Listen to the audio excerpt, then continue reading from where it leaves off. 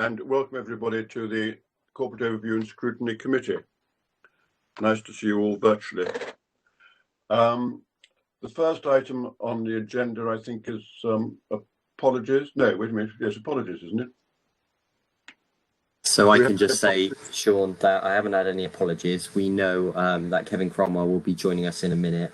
It's worth saying, though, that this is the first meeting for Nigel Robbins and Eva Ward, who are now members of the committee, so it's worth mentioning that. Thank you very much indeed. And welcome, Nigel and Eva. We'll go on to the minutes of the previous meeting. So is everybody happy that that's a true and fair record? It does show dissension, I think, rather than acceptance. Anybody? Yeah. Okay. Thank you. Sean, yes? Kate just wanted to raise something, I think. Okay, Kate. Yeah, thank you, Chair. I just wanted to raise the point about the member champions being appointed, which is minuted, and I was appointed as a member equalities champion.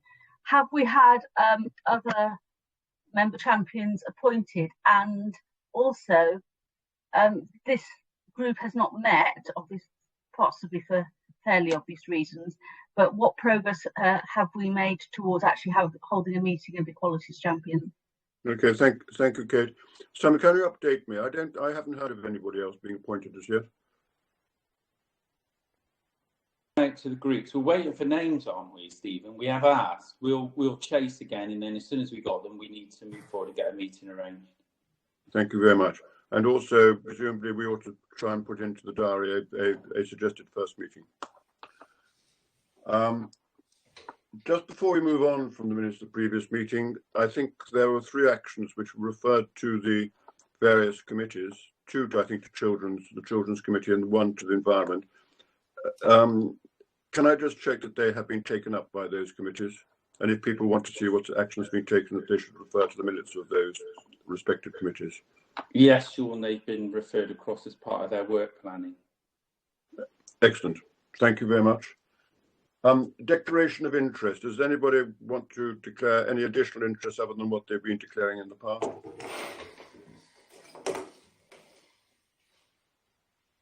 Okay. Now we go on to the work plan, item 4. Who's introducing that?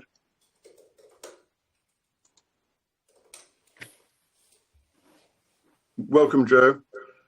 If you could mute rather at the moment, thank you. The work plan, who's taking that up?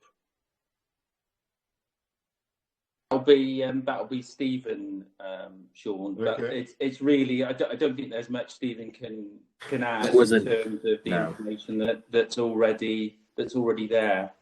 So you've obviously on the agenda, you've got a link to the forthcoming executive decisions and the council strategy, which will help inform you if there are items you want to allocate to your work plan. It's worth noting that the January meeting, looking ahead, will be the budget scrutiny meeting, but obviously your next meeting before that is in November. Okay, is there anything anybody wants to raise? Thank you. We'll now move on to, therefore, the annual overview of need and council performance in Gloucestershire. And that is, I'm trying to see who's taking that forward. That's Rob. Thank you, Chair. Rob. I'll just bring it up on my screen. If you bear with me a moment, it'll just take a couple of seconds to sort that out. And then you should all be able to see my slides.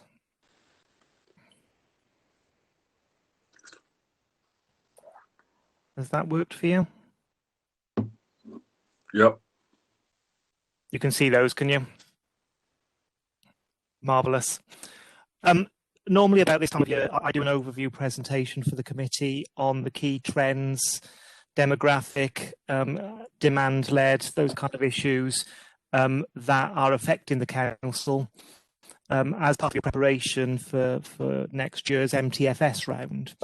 And normally we base that on trend-based data from Office of National Statistics, on what the population as a whole is doing, as well as legislative changes. Of course, we're in a very different position this year, and the trend-based data that I would normally share with you is much less of an influencing factor on demand for services next year than it would otherwise be as a result of COVID. So rather than what I would normally do, we're taking a slightly different approach this year, and instead what I've put together is a set of slides that try to highlight for you what we're seeing and expecting to see in terms of early signs of the impacts of COVID on demand for council services. Now, because of where we are, although we're 6 months now into the pandemic, the reality is trends are still emerging, changes are still very much in that initial stage. So this is more speculative than it would otherwise be. Sorry, I'm doing battle with my slides here. I may have to abandon my slide set and just talk you through the presentation that I know you've got in your packs, because for some reason it's advancing the slides even though I'm not. So if you're happy to, I'll turn those slides off, and instead you can follow along in the pack that was sent out with your papers. So yeah, as I was saying, we're still at an early stage in terms of understanding the impact of COVID on demand for council services. So this is more speculative than might otherwise be the case. Nevertheless, I think it gives you a good broad overview of the kind of things that we're beginning to see and the kind of things that you might expect to see, so that when it does come to scrutinising the budget later in the year, you could use this as a reference point for doing that. So the first slide, the introductory slide, really just summarises in broad terms what those impacts are. They fall into a number of categories: change in pattern for demand for key services. There's the pressures that arise from having to deliver services in a very different way as a result of social distancing. On top of that, of course, we're picking up new responsibilities and have had to provide new services and exercise new powers and responsibilities as a result of COVID that weren't part of our work before. The fourth area of impact is the financials, so loss of income, things like on-street parking, but also disruption to council savings plans. Now, you'll get a fuller financial picture in a later item on this agenda, so I won't go into a great deal of depth about that.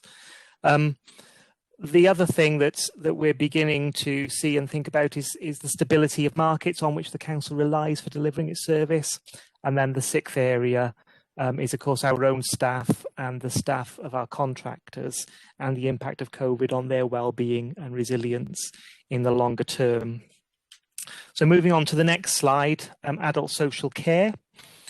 The most obvious impact here is that of the impact of COVID on mortality rates amongst the population. And you will know that we saw a peak in deaths at the beginning of the outbreak, and that has now leveled off. So at the moment, deaths are around about the level that we would expect them to be at this time of year.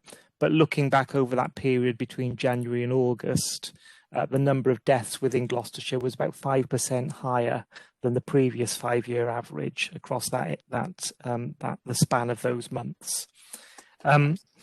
The other factor we've seen, not necessarily as a result of that, is a significant drop in permanent admissions to care homes. Now, you'll know that that's something that's been happening over recent years anyway, as people's preferences change, as we develop the domiciliary care market and the provision that we're able to put in place for people within their own homes, and as we are seeing increased success in reablement in helping people remain independent. So that was a trend that was already underway, but this has accelerated it. And admissions into care homes, both of older people and working age adults, are now significantly lower than they were pre-COVID. We've also seen pressures, as you know, on hospital discharges, particularly in the early phases of the pandemic, where there was a real impetus around getting people out of hospital to relieve the pressure on the acute end of the system. There'll also be a long-term impact in terms of planned health interventions. where those that would have otherwise been receiving routine and non-routine medical treatment have either had that delayed or have chosen to delay it as a result of the pandemic. And we don't really know yet what the impact of that will be on longer term demand for adult social care. Similarly, we know anecdotally that there will have been an impact on people's mental health and well-being, and particularly for those who are vulnerable in terms of their mental health. We can expect to see pressure arising from that in future. On the other hand, we have seen a huge amount of community response and a huge amount of community resilience through the work that we've been doing principally with district councils around supporting those who are vulnerable within communities. And I think we don't know what the long-term positive impact of that will be, but we do need to be thinking about how we capitalise on some of those new relationships and new ways of working that we've developed as a result of the pandemic. Moving on to the next slide. Public health obviously have been at the sharp end of managing this crisis, and to use a phrase that people and Guardian used in a session with managers yesterday, it really has. I'm getting a lot of feedback. I don't know if somebody needs to unmute. I'll plough on through. That it's really moved public health centre stage in terms of the council services, and it's increased the scope and the volume of their work to a massive extent. As with adult social care, we can anticipate that there will be a long-term impact on adults who have termed here adults with chaotic lifestyles, those vulnerable adults that we work with, not within social care, but in services like homelessness. The pandemic has created an opportunity to disrupt some of the long-term trends around rough sleeping and homelessness, and you will know about some of the work that we've been doing to get people off the streets into temporary accommodation, but then to support them into more suitable long-term accommodation. And there will be a longer-term impact of that. We're beginning to see evidence of changes in lifestyle factors. Perhaps one of the most important areas to think about is the impact of COVID-19 on equalities, both in the immediate. So by that, I mean the fact that certain groups are known to be more vulnerable to COVID, and therefore will take a bigger hit on their health and well-being. But also for the longer term, and evidence is just beginning to emerge about long COVID, so where the symptoms last for a very long time beyond the immediate illness.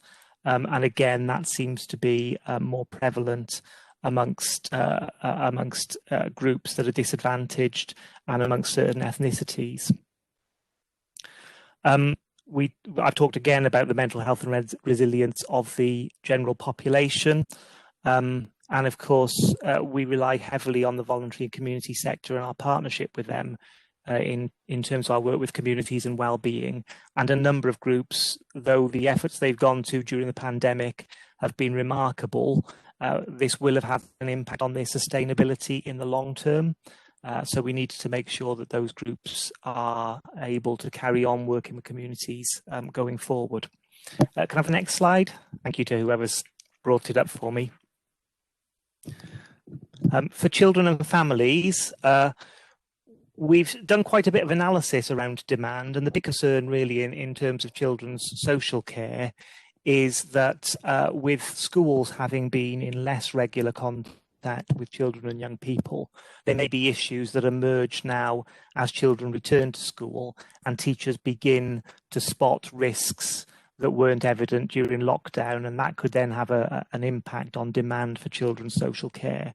We've done some modelling of what that might look like. That modelling showed that we would start to see an increase in demand at the children's front door round about now. That hasn't yet materialised, but I think given the extent of the disruption for schools and the fact that at the moment their efforts are really focused on getting the school back up and running in a COVID safe way, it's likely that impact has just been slightly delayed, and that we will still see that increase in demand for social care coming forward. The other area that we see a particular impact is in court activity for the Children and Families Court. So the court was closed for a period of time, then reopened on a virtual basis, and even now there's some reluctance on judges' part to progress the most complex cases through court because of the added difficulties of doing that in a virtual setting. That's resulted in quite a backlog and a growing backlog of activity waiting to come into the courts, and at the same time as at the other end of the system, you aren't seeing the same number of cases completing. So that increases the workload both for children's social care and for the legal team that supports them. There are obviously pressures around and resourcing challenges for schools in general. They're having to adapt their operating models quite considerably as a result of it. We're also seeing some early anecdotal evidence of an increase in childhood obesity, where children have been at home, perhaps eating less healthily, moving less than they would if they were at school, and coming back now that's being spotted. And again, as in other areas, there's some concerns around the fragility of markets and what that might mean in terms of future access to provision. Next slide, please. A smaller list for community services. And I'm using that in its broadest sense. So there are services here that come under environment and economy, as well as those that are managed within by Wayne Bocock within his directorate. The first significant change I wanted to draw your attention to was again the change that it's meant to the operating model for libraries, archives, HRCs, adult education, all of whom are having to adapt the way they work to very different situations and circumstances. There is a backlog in certain activities, registration, citizenship ceremonies, all put on pause during lockdown and are now having to clear that backlog. And I think the other major change and thing to think about is that the impact of the pandemic on digital inclusion. It was always going to be a growing issue and an issue of growing importance for us. But the fact that we've all become so reliant on digital technology to communicate creates new inequalities, as well as exacerbating some of the existing ones that we already knew about. Next slide is environment and economy. The major change here is in people's travel habits and preferences and the impact of that on modal shift. So we're seeing more working from home, we're seeing more cycling, we're seeing huge shifts in demand for home to school transport and for public transport. And of course, that begs questions going forward about the sustainability of some of those operators. We've seen an increase in the rate of benefit claimants, and we are obviously seeing an impact on the wider economy that's, again, difficult to predict, but nevertheless to be expected, and that focuses on particular retail, in particular sectors such as retail, hospitality, travel, aerospace. There are impacts on loss of income, and the final one is around delays to some of the major schemes as a result of not being able to progress things in the way we would during lockdown. For community safety, we've got a backlog of safe and well visits that we haven't been able to clear during lockdown. The service has done what it can to contact vulnerable people by phone, but the visits themselves haven't been possible. Similarly, fire safety audits and those coroner inquests include juries. There's also been a drop in the amount of community engagement going on as a result of the fire station closures. And particularly in the case of GFRS, you will know that they had a challenging and ambitious programme of cultural improvement underway. And invariably, the emergency has distracted away from that and meant that the focus has shifted on other areas, so delayed some aspects of that improvement journey. And final slide, corporate resources. I think probably the biggest impact on our area of the business has been the increased pressure that has been placed on our ICT infrastructure and on our ICT teams. I think they've responded well to that challenge, and the amount of distance we've travelled over the last couple of months has been really remarkable. Nevertheless, we know that it's stretched to the absolute limit, our ICT capabilities and technologies. There's also been a huge amount of work been required to manage adaptations to premises, to change offices, to change libraries, to make them COVID secure, to change reception areas, and we've had to completely replan the way that we use our buildings. There's also been an impact on the backlog of information requests, so FOIs, subject access requests, and the like, and you've got a report on that later on your agenda. But that's as a result of, we've got a lot of paper records still as a council, and during the lockdown period we weren't able to access all of those records, and therefore an information request relied on access to those records. It's been delayed and there's now a backlog that needs to be cleared. In terms of legal services, I talked earlier about the pressure on the children's team, but obviously there's a whole raft of new legislation and regulations that we need to get our heads round, and that have required legal input and advice, as well as all the work that we've done on traffic regulation orders for things like adaptations to high streets. And then, of course, there's the impact of having to move to meetings like these on democratic services, and the fact that that requires a different sort of support and more support than when we were in Shire Hall meetings. The final bullet point is one of the most difficult ones to predict. So I'm sure Steve will tell you later on, we are in a relatively good position compared to a number of other councils in terms of our financial resilience throughout the crisis. Nevertheless, something of this scale is bound to have an impact in the longer term on public sector finances as a whole. And it isn't yet clear what that will be or how it will affect different types of authorities in different types of areas and communities. So I hope that gives you a broad overview of what the kind of impacts are that we've seen. As I say, it is by necessity broad, and the evidence that supports it is emerging rather than established. But I'm very happy to take any questions that you've got or comments that you've got about what you've seen. Thank you very much, Rob. Stephen, I'll let you control who wants to speak, because it's better for me to do it where I am. Does any member want to ask questions or ask clarification? Yes. Yes. Fine. Yes, I do. Well, ask a question. Okay, so I wanted to ask Rob about adult social care, which of course is the largest single expenditure of the County Council. And my two questions are about supply and demand. Now, in the past, when I've asked Margaret Wilcox about this, she's given a reassuring answer about how we actually have an excess of supply when it comes to adult social care. But as you said, Rob, the situation now is different. People are choosing not to go into social care homes, which decreases the demand, obviously. But in the medium to long term, this could well lead to the failure of care homes and domiciliary care, which would significantly decrease the supply and lead to problems from that direction.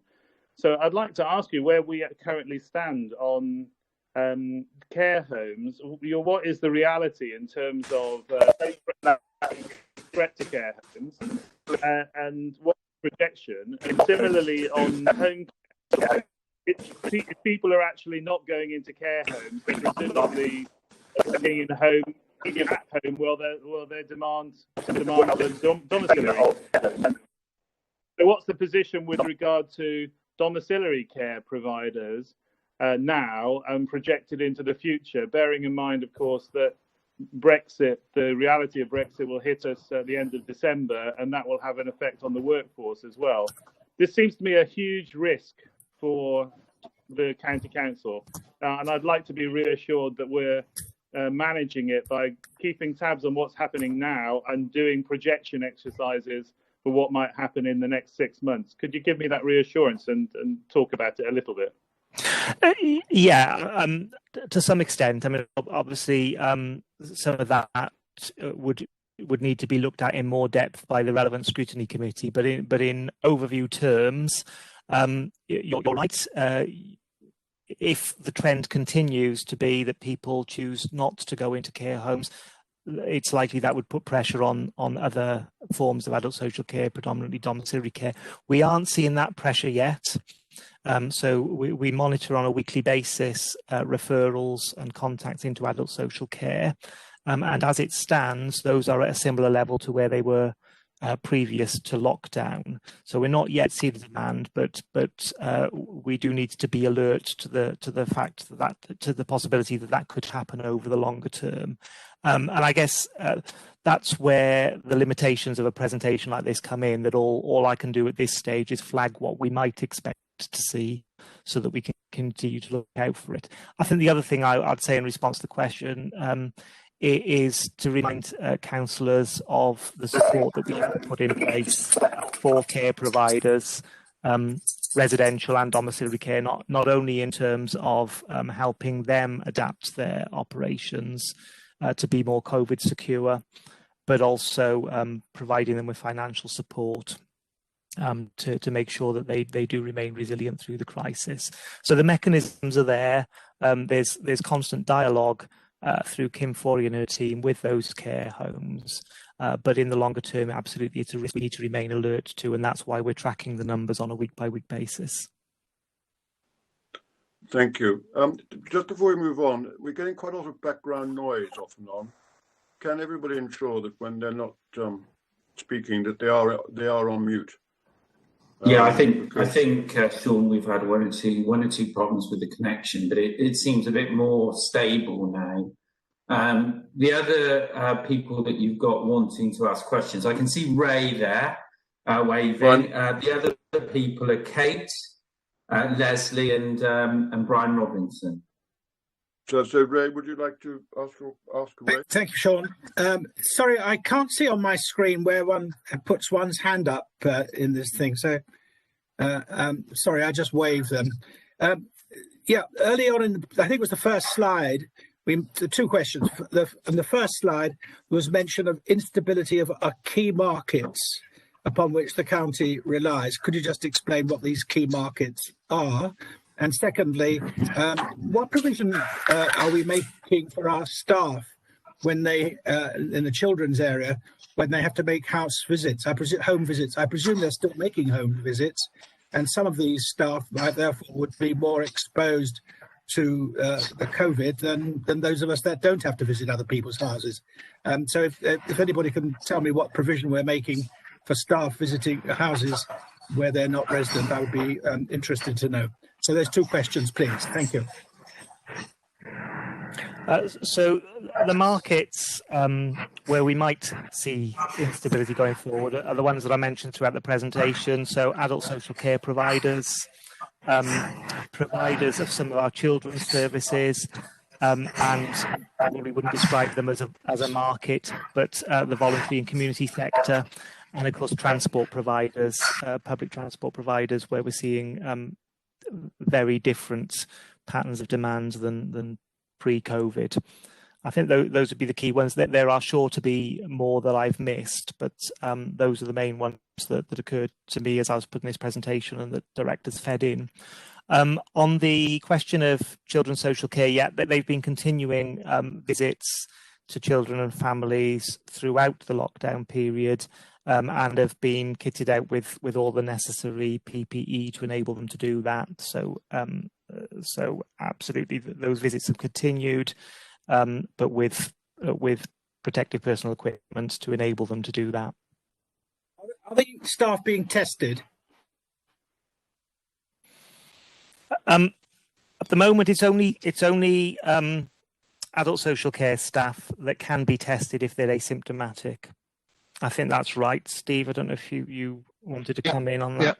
Yeah, and along with the general advice, if somebody gets symptoms, then clearly they'll need to self-isolate and get a test and all that kind of stuff. But Rob's right. The testing is for asymptomatic is adult social care staff. People who visit children in their own homes are not being routinely tested then. Is that right? Thank you. Not unless they've got symptoms. Thank you. Is it Kate next, was it? Yes, it is, Sean. Yeah, it's Kate next. Thank you. I've got a couple of questions. The first is very straightforward, which is now the NHS Track and Trace app has been rolled out. Are we using the QR codes on council buildings so that staff and members of the public visiting can register that they have visited those places? And the other one relates to the slide about the taking homeless people off the streets. Obviously, some of that is coming to an end now, and we are seeing rough sleeping and homelessness back on the increase.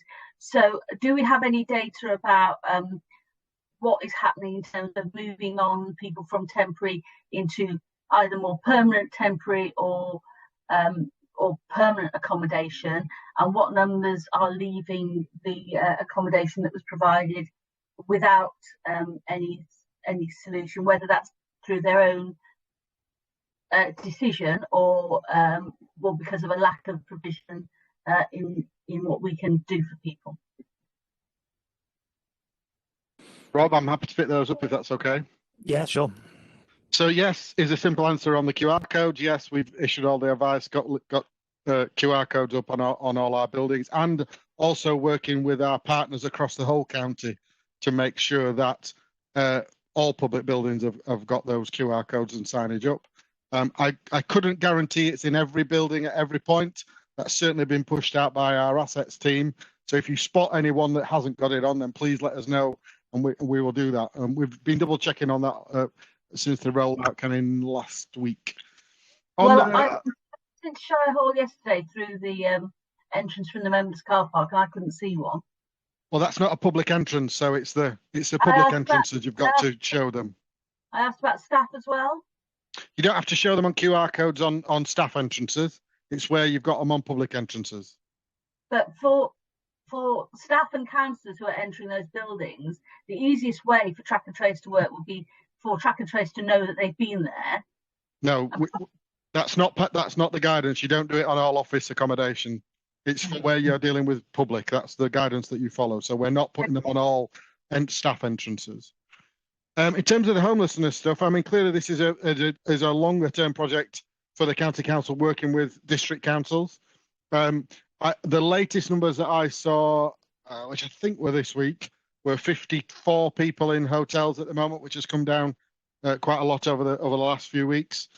We aren't booking, the county council aren't booking the accommodation anymore. I think Gloucester City have taken over that responsibility, but clearly we are working with colleagues and partners to improve on that move on situation. I think there are potentially around 15 to 16 rough sleepers at the moment that we clearly need to work with. You know, this is not there's no magic bullet here, as you appreciate. There are wraparound services needed for many of those individuals, and we need to keep working with them across the whole of the county.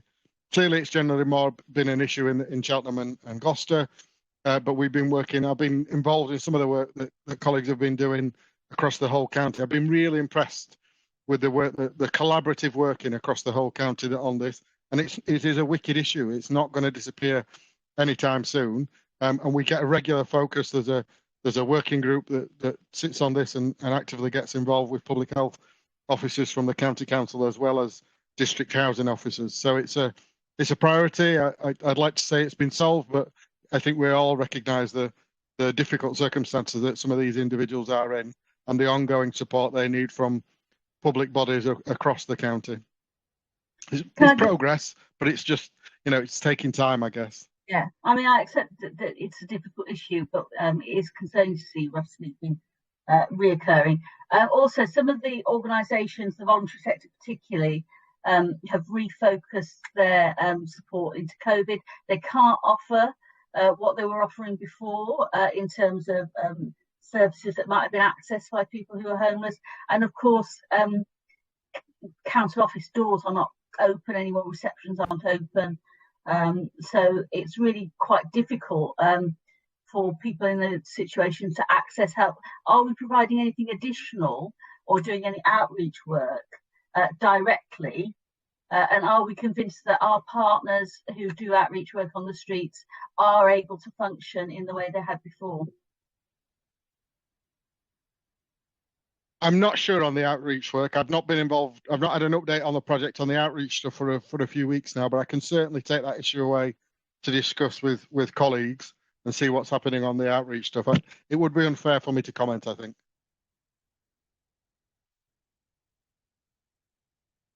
That's all your questions, yes. Who's next, Stephen? Leslie next, Sean. Thank you. Leslie? Thank you, Sean. And just a tip for Ray, if he doesn't know where to raise his hand, if he looks at the bottom of his screen, if he's using his iPad, there's what could be considered to be a little person. And if you touch that, you will have either the raise hand function or the opportunity to chat. So it does make it a lot easier if we do all use a raise hand. Okay, going through this in sort of no particular order. One of the things, I'm sure people realise this, that unless you've got a pretty up-to-date phone, you can't use the QR code for the track and trace. And people do realise that, don't they?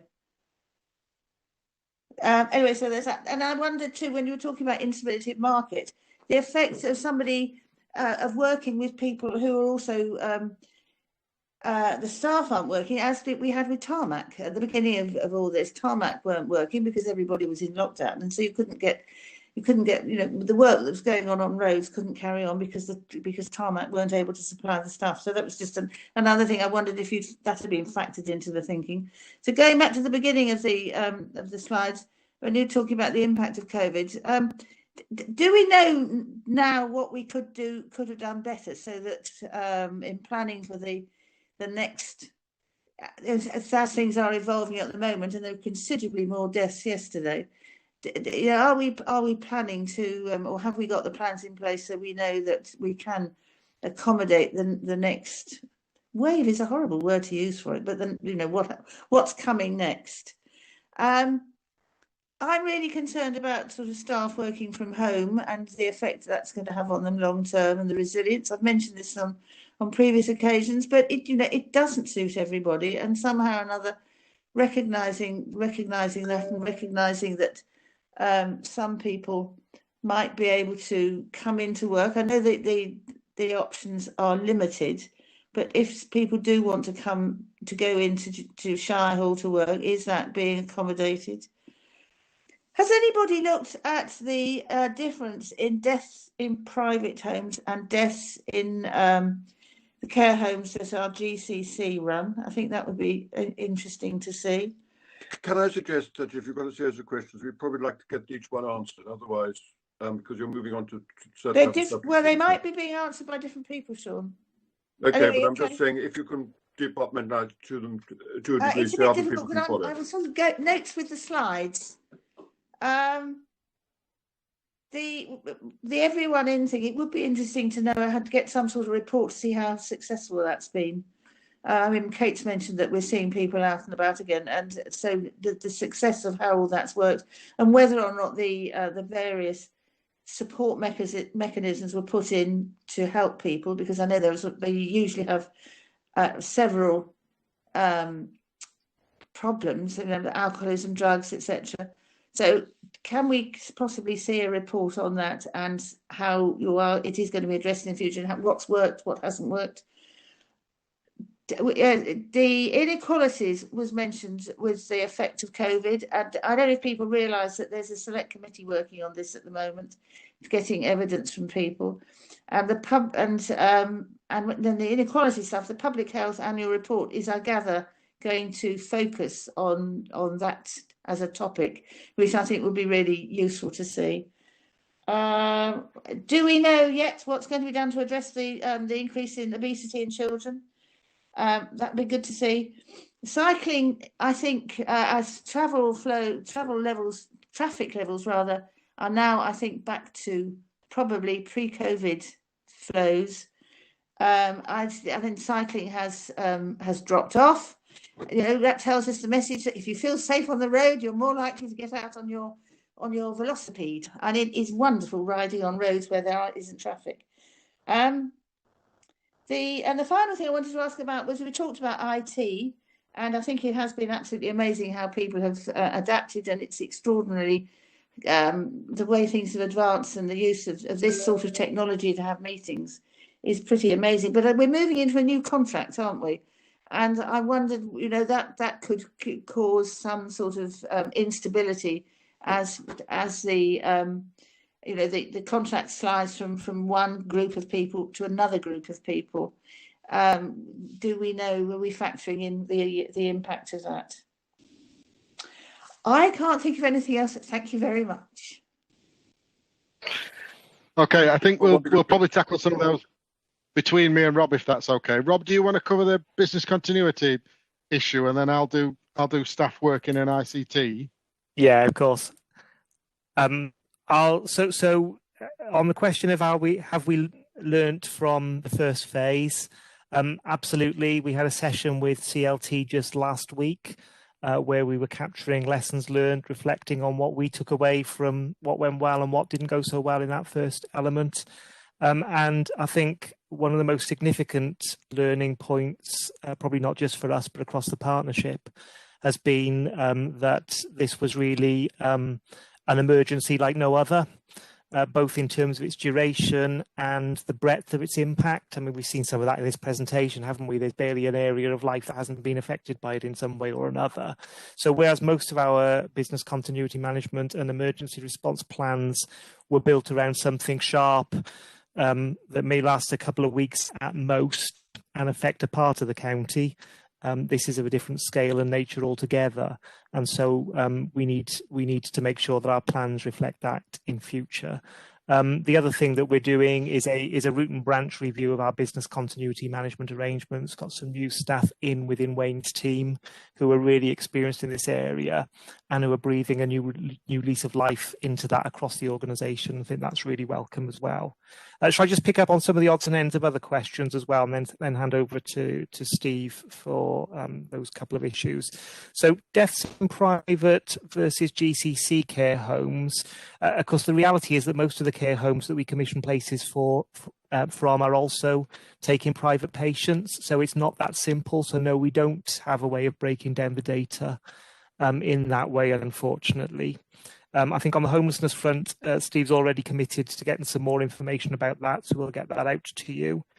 On cycling, we're not quite back at pre-COVID levels. It's still slightly higher than we were seeing beforehand, but it's very variable in terms of what the weather's been like. That's the major factor, but it does still seem to be netting out at a slightly higher level than it was prior to COVID. And then you also asked about what are the plans in terms of responding to the increase in obesity amongst children. No plans as yet. We're at a very early stage in the budget cycle, but it's certainly one of the things that the public health team are looking at and have got some thoughts around what we might do in response to that. And you'll see those emerging, I would have thought, over the next couple of months, and certainly by your planning session in January. Steve, over to you. Thank you. So I just talk about staff working from home, and we recognise this is an issue. This is an ongoing issue, and I'm pretty sure quite a lot of people, when they heard the Prime Minister say a few weeks ago, continue to work from home, their hearts sank because they were planning to get back into the office. And where we were at on that kind of cycle, we've been working on a 3-phase plan.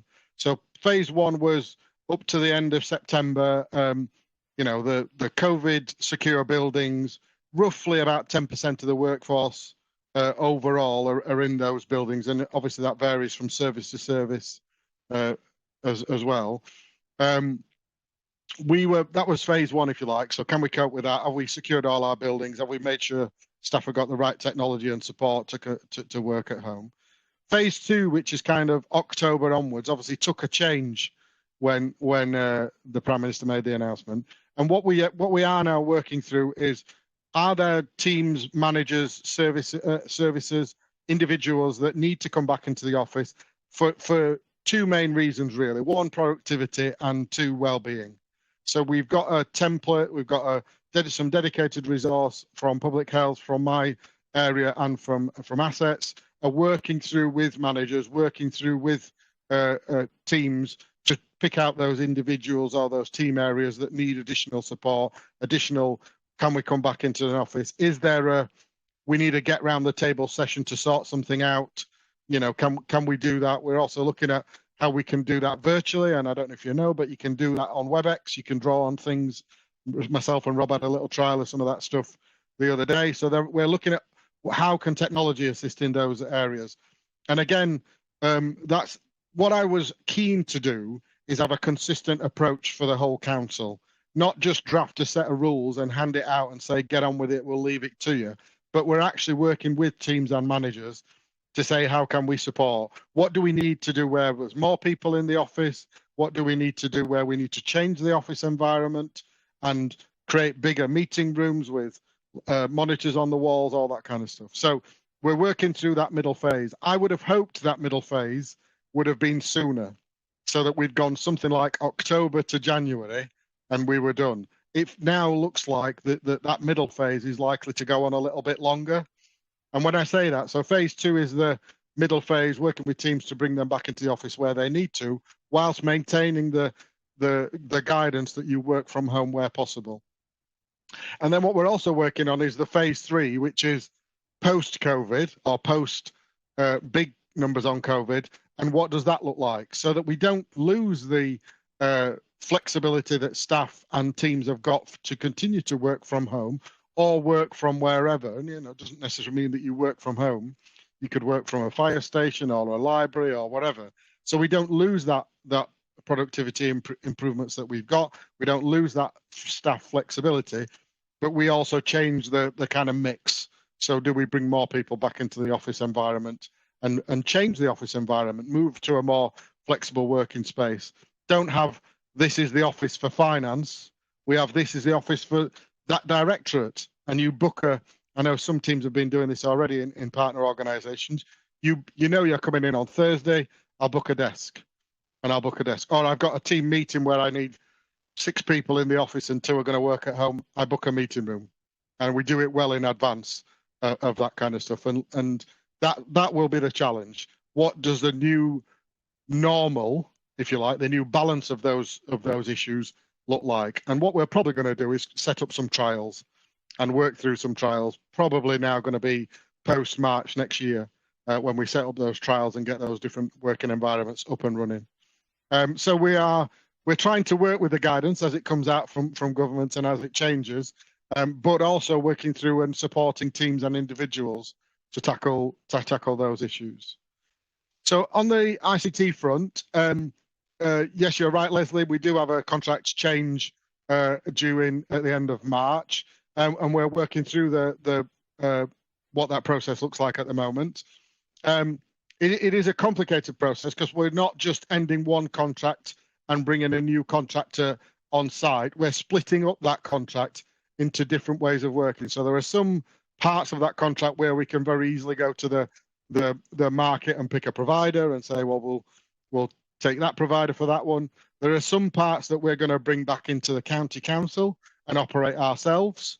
So the service desk element, for example, we'll probably bring back into the county council and operate ourselves. And there are some other parts that we're going to maybe bring back for a short while or choose another provider, get it back into shipshape and then move it on.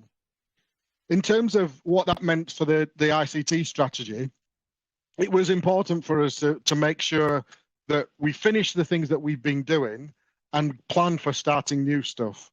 So, for example, the rollout of 365 Teams and all the rest of it will start with that new provider. We'll start.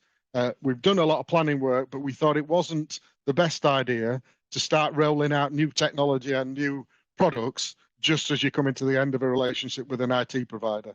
So we're concentrating on getting the contractor to finish a few things, sort out the Wi-Fi, sort out the network and all that kind of stuff. And then we'll be working with a new provider, which we're procuring at the moment, to bring some of those new stuff on. And Teams and rollout of Office 365 and Windows 10 will be the first big thing that we'll see hitting both yourselves and also the employees of the organisation. Hopefully early April when we get that new up and running. Some of that we might do beforehand. We might start a new relationship with a different provider before April. but we thought we needed to wait for the transition before we press the go button on a lot of that stuff. So happy to take a few more questions on that. Clearly, I can't divulge too much because some of this will be subject to a competitive process. Steve, thank you for the information about the about all those things. I mean, two things. First of all, with the working conditions, it's very interesting how people always forget to talk about the members. Where do the members fit in with all this? How are the members going to organise the meetings? So it are members involved in that thinking. And the other thing with the contract, the IT stuff, is usually at about this time of the year, as a term is sort of drawing to a close. We asked. There's a survey about members and using IT, and how things work for them, and what's good, what's not so good. Is that going to happen? Because I think it is essential that you get the views of how members have managed. I mean, we are an integral part of all this. We go through hell on May every 4 years. So I do think we have a role to play in how you're going to roll out a new IT, say, for the members who come in. And I would still argue, rightly or wrongly, that members' confidence in using IT varies from person to person, and some find it more complicated than others, and some are very adept at it. So those sorts of things are really, really important. I mean, we have all adapted, I think, really very well, because some people do find using IT a challenge, to the Zoom meetings. I mean, poor old Ray, we've heard, didn't know where the chat function was or raise the hand function was. So clearly, members' views and their experience of all this does need to be considered, and just get the feeling that members are an also ran, and that's not how it should be.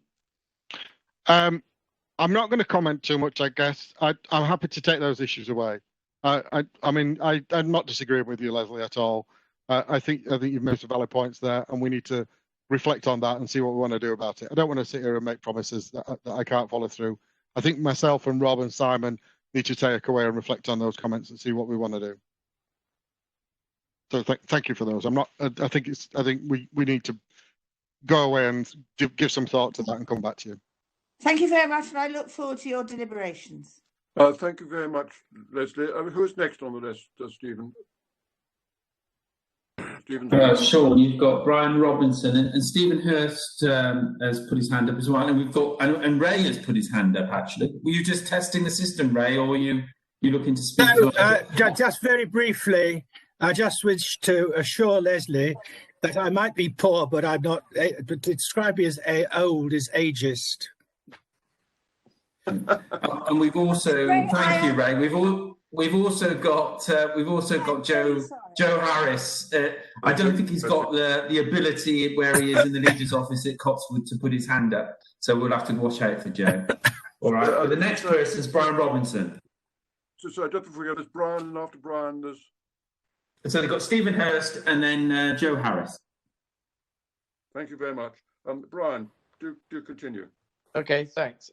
Well, Steve actually has already answered part of my question, because I was interested in what he's termed phase 3, which is the longer term. We've obviously got a health shock and an economic shock going on at the moment, and the economic shock has been a little bit deferred by a whole range of different help that's come in. But down the line, this will start to kick in, and we had highlighted in the presentation things like bus use is much below normal. The care home take-up of spaces is much below normal, and the consequences of that will be felt. So I just wanted Steve to give me a sort of an idea on where we were in terms of being able to, perhaps in trying to understand how clear we are on where some of these shocks might materialise, because clearly they would, if we suddenly lost access to bus services in some parts of the county, that would be really serious for parts of the community, as would if you had failure of care homes with residents in them, or the fact that certain parts of the county didn't have facilities. So I just want, and that's just two examples. There could be many, and well, there are many. I just wondered what sort of preparation we had to sort of head off some of these, or to actually have dialogues with the companies that are involved, so that we can respond if necessary. Just a thought. Okay, so I think it's there are two different partnership arrangements that we need to think about. First of all is the part of those services that supply the county council directly, or those services that we buy directly. I'll tackle those, and then there are those large organisations or employers that service other bodies across the county council, so large employment groups, etc. And that discussion is where we've been feeding into the Economic Growth Committee and the Scrutiny Committee, and there's been a lot of work done by the senior officer group across the whole county council on what do we want to do, economic support, what can we concentrate on, and some of that is actually we don't yet know where those gaps are going to fall. So if it's okay with members, I'll concentrate on the first part, which is our suppliers and providers discussion. Very early on, the government put in place a COVID procurement support payment, which basically said, if you've got suppliers and you are concerned that they are going to either fall over financially or need your support financially, you must keep paying them. You must keep paying your suppliers regularly. And even if they are not supplying some of the services that they were, you still have to keep paying them. And in particular, the only compromise to that was if you were likely to have to pay somebody else because they couldn't supply. So the tarmac example that Leslie raised, if you had to go out and tarmac couldn't supply and you had to go to another competitor to buy your tarmac, then you shouldn't be paying twice for the same service. But it was very clear from the guidance that we got from government, they wanted to make sure that local authorities, as a large contributor to suppliers and to payments, were actually doing what they needed to do. So we issued and we paid, we didn't overpay, but we paid prudent amounts to suppliers to make sure that we could secure supply in the medium to long term. And that meant across a range of services, particularly in terms of bus services. I know Colin put some extra resource into making sure those bus services were maintained. But it also meant across all our suppliers, right the way from stationery to agency workers to across the book, we made sure that we were paying on time, up to date, and sometimes in advance of receiving the service. And I think the county council officers have handled that situation with due diligence. They've not gone over the top, they've not gone crazy, but we've handled it with due diligence, and meant that I've not been made aware of any suppliers, many major suppliers that the county council uses that have gone under and have meant we've been wanting, if you like, into that market. I think social care is a slightly different issue. Rob already talked about the demands on social care, and we have seen additional support that we've been putting into social care, the extra 10% uplift that we've been putting in, as well as additional money for the track and trace, and we're about to, not track and trace, infection control support, PPE, etc. And we're about to hopefully find out what the second tranche of the infection control grant looks like. It's 586 million, I think, for the country. So I'm expecting we get about the same, which is about £7.5 million for the tranche 2 of track and trace, infection control, sorry. And that will go out to providers fairly swiftly in social care, just like the first tranche has done. So I think social care is a as Rob has said, we need to keep on top of. We need to work with the market, and we need to see where we can do. But I've been very impressed with the financial support that the county council have given into the market, and it has meant that we can continue as normal. And we've been able to get on with some of those services, some of those key services that we need to deliver on. Thanks for that. Very, very good and clear answer. How long can we carry on doing that? That probably, because I was thinking of the phase 3 sort of end of thoughts. So that's all very good for what we're doing now and for the immediate future. But at what point does this, that all of these suppliers also have to face a new reality, which of course we all have to as a community. Well, the guidance that came from government about the procurement support in advance ends in October, a similar sort of timescale to the furlough scheme, and that was my observation, was that the government were dual tracking those support. And actually, what we have started to see is that we are starting to return to some level of normality in that supplier engagement and market. So we haven't had a massive request from suppliers to continue that advanced support, because actually what they want to get back to is, we supply service, you pay for it. And we do need to make sure we are paying promptly, and we are a pretty good prompt payer, up the 95% level, etc. So we do need to make sure that that continues, and there aren't any lags in payment that could cause suppliers issues. And again, we've kept those doors open, but I don't think we're doing advance payments anymore. And the social care supply market, actually, when we started out with the additional 10% in April and May, we were paying about £1.1 million a month. That has dropped to about just over £500,000 a month, as suppliers, as providers have not been returning their information, and they've not needed the cash. So, and that's not just in Gloucestershire, I would hasten to say, that we're seeing that levelling off and return back to normality with social care providers across the whole country. You know, so it's not it's not as much an issue. What they're saying is they need the support on the infection control, which the government has done the second tranche, and they need support on PPE if we get demand issues. Again, there is a separate process for that. So I think we are starting to see some return to some level of normality. Clearly, we need to keep an eye on what happens in the second wave and what happens to the supplier market in the second wave. And we are acutely aware of that. Just been talking to Kim and our colleagues on that very issue this morning.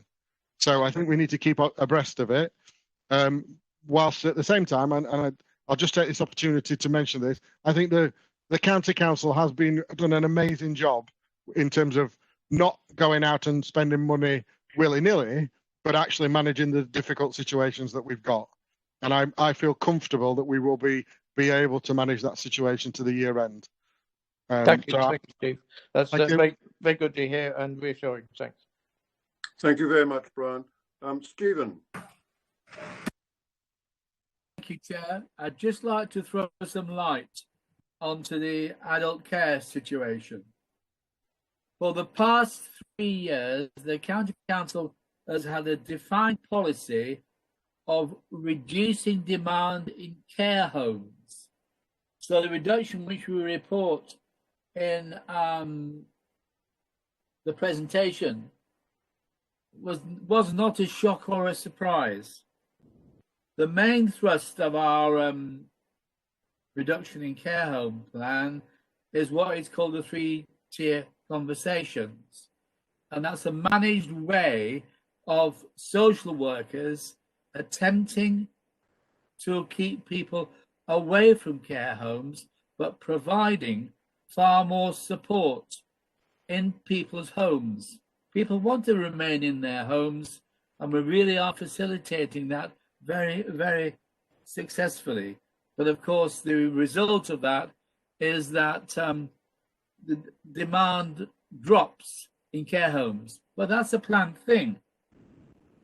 I don't believe there are any care homes at all actually run by GCC, although we do have a major provider, the Order of St. John, and we work very closely with them to ensure that they manage our care homes to meet all government requirements.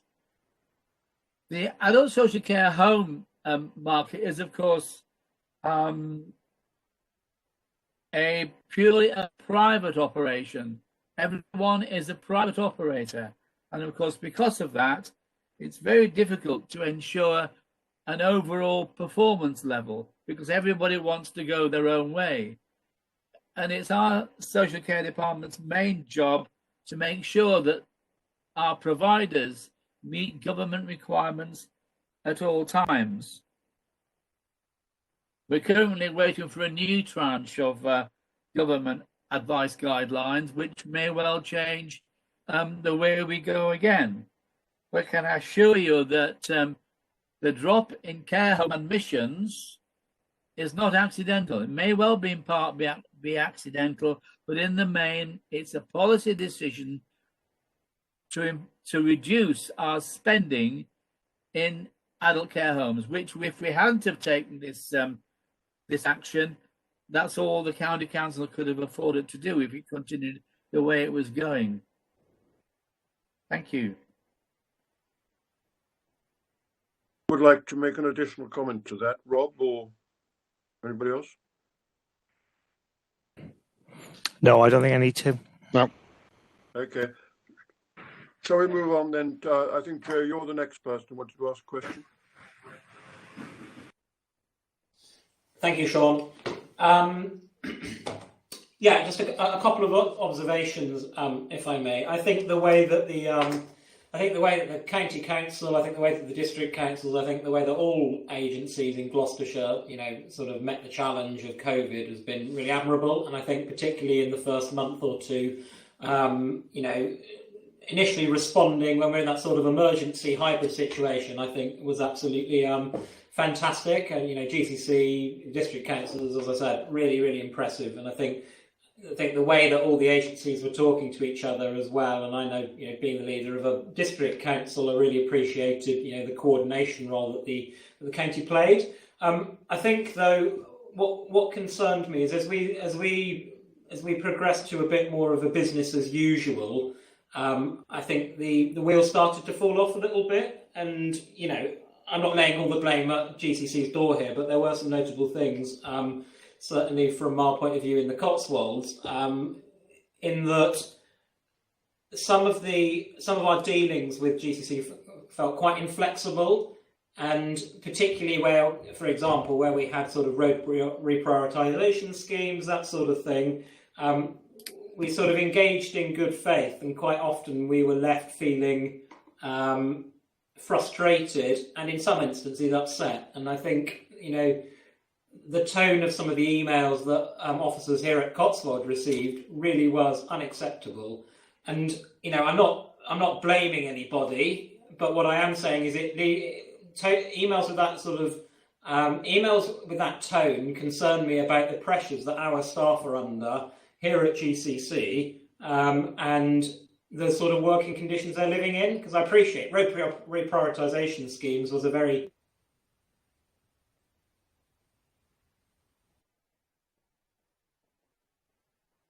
You have frozen, Joe.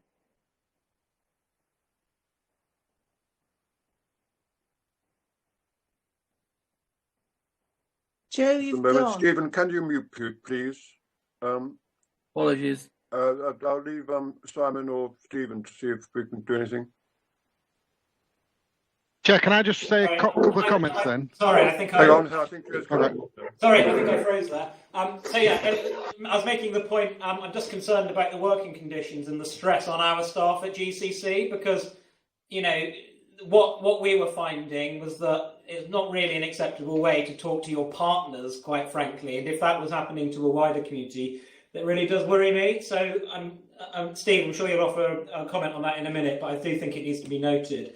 I think the other point I'd make as well is the one that Leslie picked up. Members ICT, I think it's been inadequate for a long time, but I think COVID has just shown how totally, again, inflexible it is, and that's the problem. So I really think we need to. I went in and saw Dave Letman and the two Daves a few weeks ago for some IT problems, and I swear they've aged about 10 years in about 2 months. It's like it's concerning. So I just sort of worry for their welfare as well, and I just really think there are some. I'm not saying they're simple pieces of work, but with members ICT in particular, I don't think it should be that hard to get right. I appreciate we have to put security in place, but it's far beyond what we've got here at the district council. I know the other district councils have, and I just think we could have an easier system in particular for members that plugs into our main system. So those would be my sort of two comments. ICT inflexible, and actually in terms of some of those partnership workings, just concerns about frayed relationships and why that is happening. Thank you, Joe. Steve, I think that you were going to make a comment.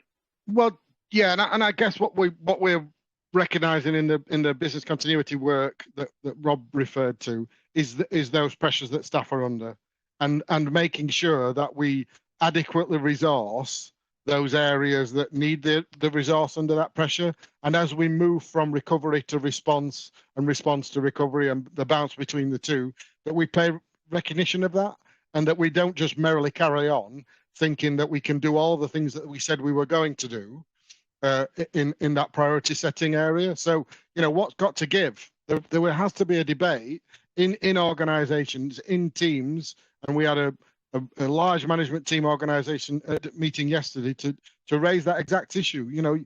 We need teams to come forward and have that discussion. Well, what is the priority and what needs to give on those areas? Because we can't do all the things we said we were going to do and all the new burdens and all the extra stuff that on top of without something giving. So I don't want to comment on individual issues. I know transport and highways has been a real problem, not just for Cotswolds, but across the whole county. And we know there's been extra pressure in those areas, and we need to listen to that. We need to listen to how we help resource that appropriately. I guess on members ICT, I know I can't give you the service that you are asking for at the moment. I'm not saying I can. What I'm saying is that we are tackling that overall with a new vision and a new way of working. So we'll be getting rid of BlackBerry, we'll be getting rid of blue layer, purple layer, all that kind of stuff, and go into a modern Office 365, Windows 10 product for you guys. Now, I'm sure there'll be other issues that you want to raise as part of that discussion, and I'm happy to hear those. But I don't want to come out and start having the discussion until I know I've got a decent product to give you guys. So that's where I'm pushing it, and that's where we'll be going as soon as we get the Windows 10 365 stuff ready for rollout. Thank you. Thank you, Steve, for the update. Now, does anybody else want to ask a question? Sean, Stephen, Councillor Stephen Hurst and Councillor Rayfield have still got their hands up. Could you lower them? Is that all right?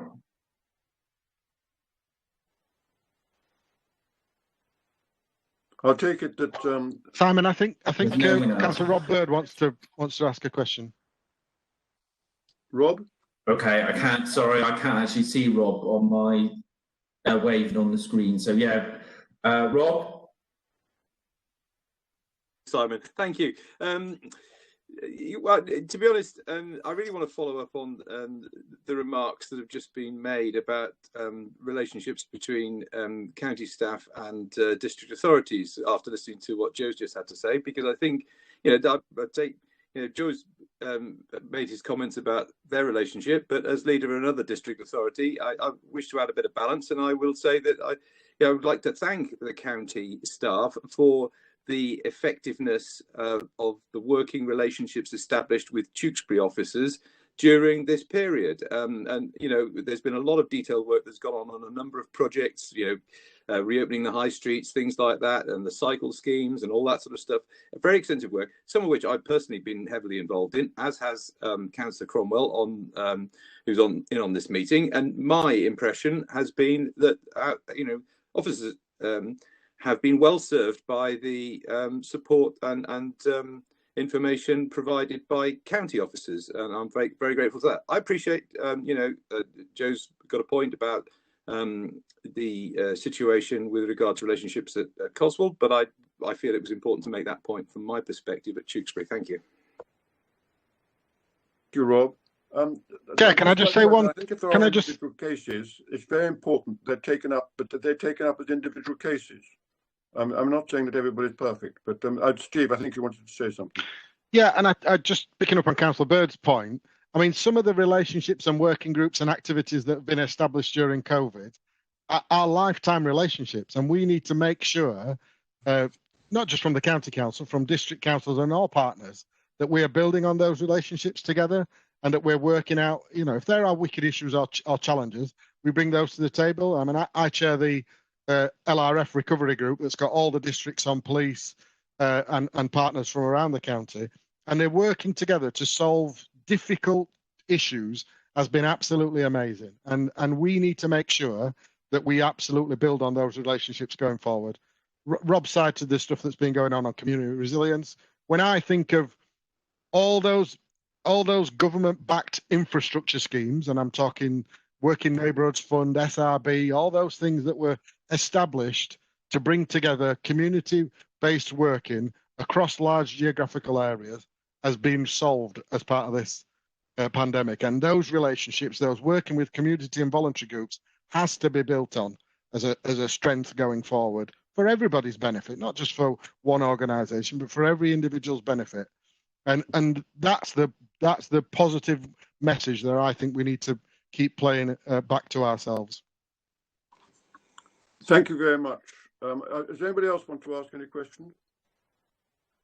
Can I just raise one point, please? Moving forward, we've got a meeting coming up in January, which people will see later, on budgets.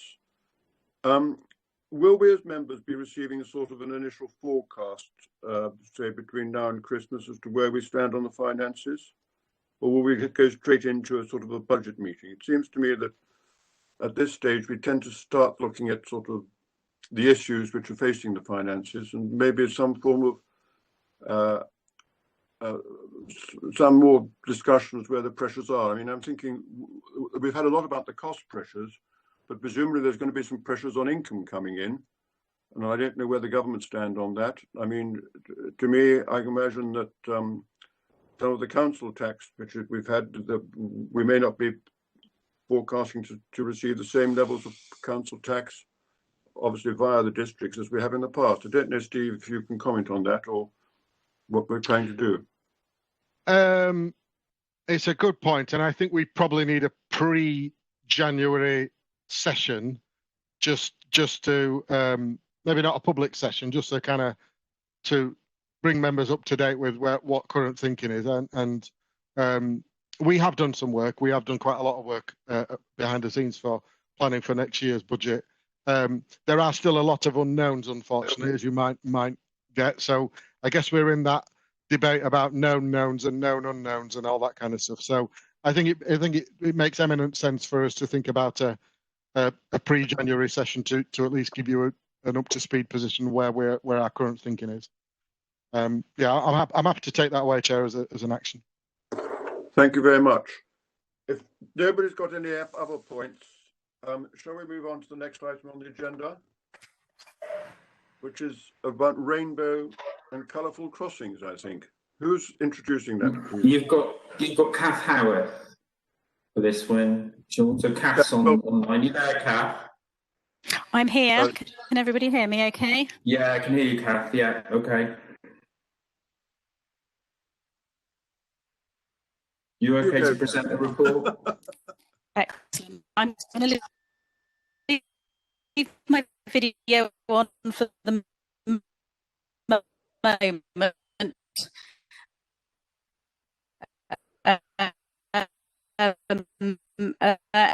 if the connection. Sorry, Kath, I'm just stopping for a moment. We're struggling to hear you, Kath.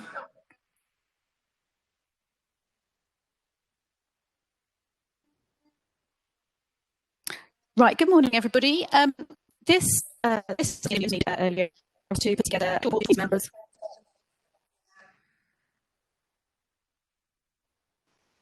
Kath, I think you're breaking up and then you're coming through on a lag. Can you hear it? Now? Yeah, I can hear you now. Do you want to speak again?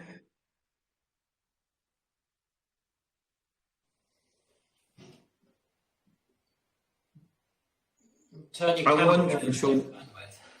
Yeah, I'm wondering, Sean, is it worth going to the next item to just give information management to the next item, and Jenny Grzycka is in the meeting for that one. Do you want to go to that one, and then we'll come back to Kath to see if we can re-establish a connection? I think that makes every sense. I think that makes every sense. Okay. Right. I think I'm back. Is that any better? Do you want to? Yes.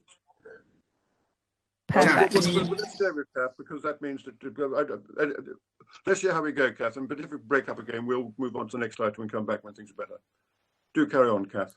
No problem. Okay. I'll turn my video off, and that will probably definitely help. So I'll just start over. Good morning, everybody. This on the agenda is in relation to a motion that was brought earlier in the year to do with rainbow crossings, and I was asked to put together a short report to inform you as members about the context, the background, what else is going on in the UK, and some of the issues that need to be sort of taken into consideration around this idea. So you've got the report in front of you, so I obviously won't read it all out to you, but just to pick up a few key points, I suppose. In terms of background, there are a number of examples of colourful or rainbow crossings around the country, most notably probably in London, where there are quite a few examples. I've included colourful crossings as well as rainbow crossings. I know the motion was more in relation to rainbow crossings, but there are some quite good examples of other things that have been used in sort of public realm type spaces, which I thought would be interesting for you to see some examples of, and those are included in the photographs within the report. The majority of examples are at crossing points, and the majority are where you have a pelican crossing or a puffin crossing, i.e. a push button control crossing, rather than a zebra crossing. DFT advice, which we have sought in relation to this, and a number of other authorities have as well, very much steers you away from trying to use this type of colourful arrangement or some change to a zebra type crossing. And the reason for that is that all road markings that we put down on the network are set out in a document called the Traffic Signs Regulations and General Directions, which is a hefty tome, should you want one, by the side of your bed to put you to sleep at night. And it basically sets out how all road markings should be used, and that includes any of the road markings that you'd get around zebra crossings, pelican crossings, and those sorts of things. And the concern that is generally around using them around zebra crossings is that the using different colours or using something that looks slightly different from a zebra crossing can sort of deter from the meaning and the understanding of what that crossing is, and so they would tend to prefer us not to mess with those. So in terms of looking at doing something on the network, the advice is that anything that we consider doing should be in relation to other types of crossing points, and the DFT from this point of view really put the onus on local authorities to look at where we're considering and to take our own view about the risk that we are taking, and to make sure that we are not changing the purpose or the meaning of any of the legal markings that are on the network. In terms of considerations, there are a number of things. Obviously, cost. The cost will vary depending on whether you're putting down temporary markings, permanent markings, how wide the road is, how complicated your design is, and those sorts of things. And I've put some ballpark figures in there for you to take into consideration.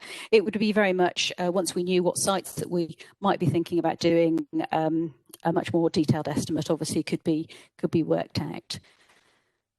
In terms of road safety, there's a necessity to make sure that we have appropriate skidding resistance of the network, and thinking about what impact doing something that is out of the norm, much as it may be very good and an enhancement in terms of the public realm, what impact that might have on perhaps visually impaired users or vulnerable users, and making sure that anything that we do is not confusing and provides us with enough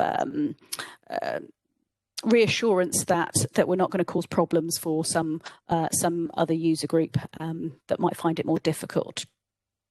There are some legal implications around it. We need to make sure that anything that we do doesn't change the meaning or interpretation of authorised road markings in the event that happens. So, for example, if we decided to just change a zebra crossing from white stripes to blue stripes, for example, and there was a road traffic collision, the county could be potentially liable for having not put down authorised road markings on the network, and at that point, one of my officers or myself would be the one stood up in coroner's court defending the decision that we'd made. So we do have to make sure we go through the right risk assessment type processes to make sure that we're doing the right thing.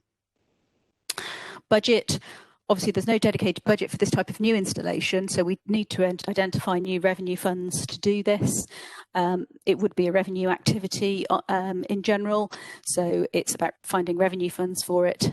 The existing road marking maintenance and refreshing budget is already pretty stretched. We've got, as you probably will have heard before, we have over 3,300 miles of network out there, and most of it has some sort of road markings on of one description or another, and we do have to get around and refresh that as at an appropriate frequency. Maintenance is another issue, particularly if you go for one of the more complex designs. I don't think some of the rainbow things are quite so problematic, but certainly some of the other designs that you might have seen that are much bigger sort of graphic design type things could become problematic in terms of it would wear out. Typically 2 to 3 years if it's heavily trafficked, and you need to think about, how to fund refreshment costs and those sorts of things.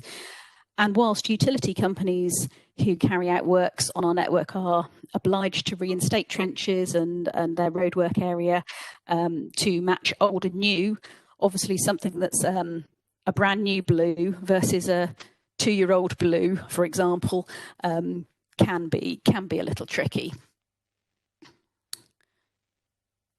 Locations, depending on where we wanted to go, we would need to look at locations. You need to make sure that it's appropriate to the surrounding environment.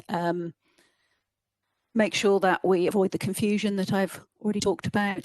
And I guess probably my preference would be if this was going to be pursued, to look at places where vehicle speeds are already low and where road users are more used to sharing space, where you've already got that sort of contact between drivers and pedestrians using space, and that sort of eye contact that helps to promote road safety.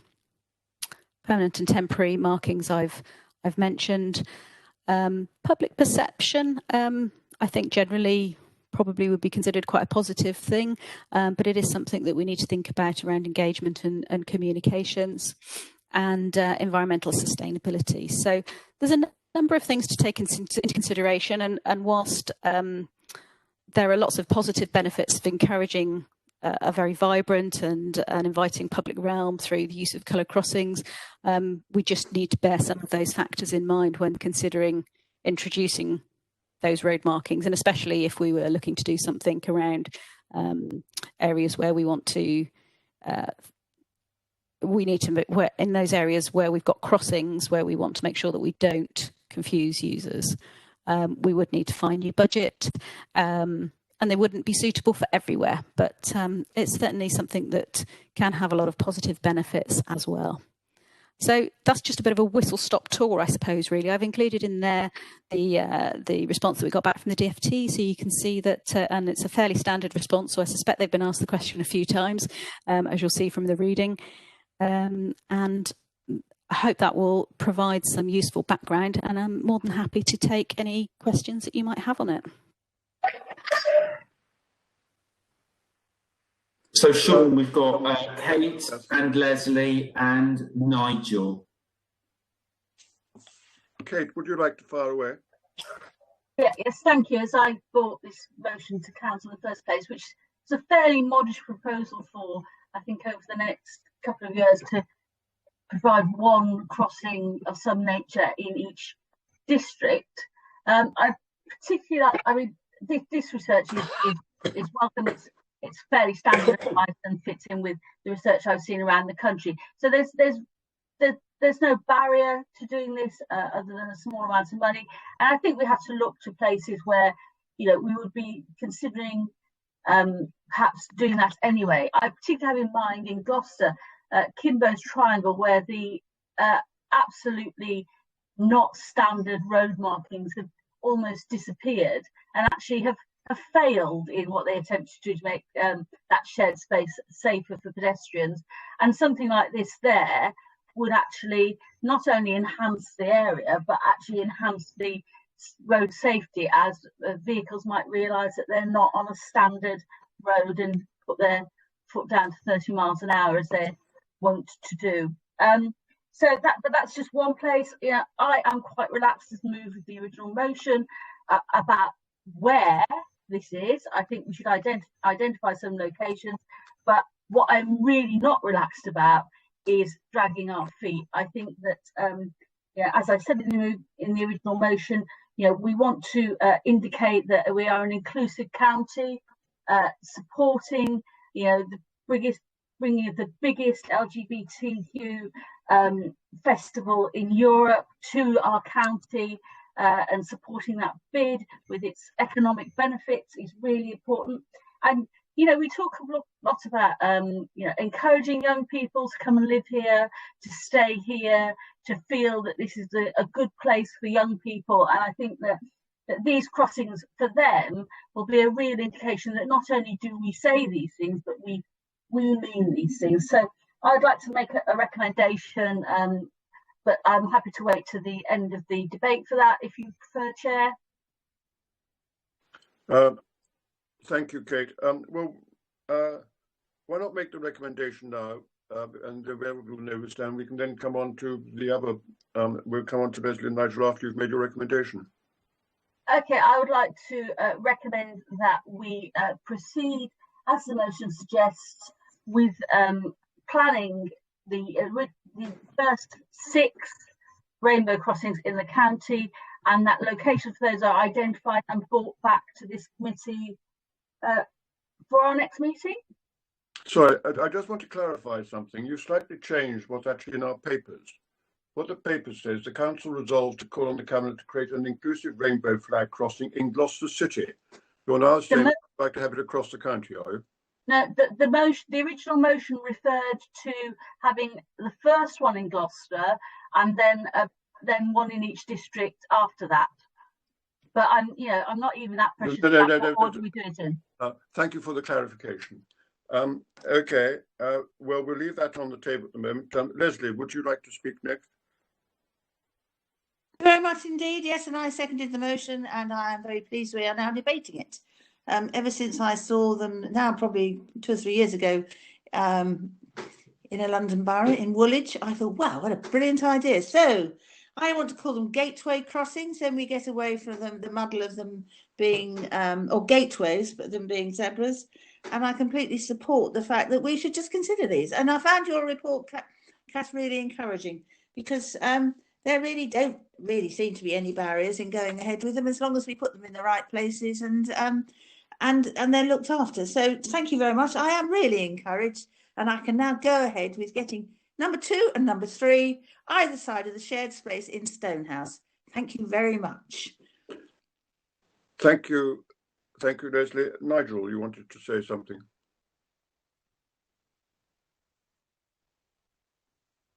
Okay.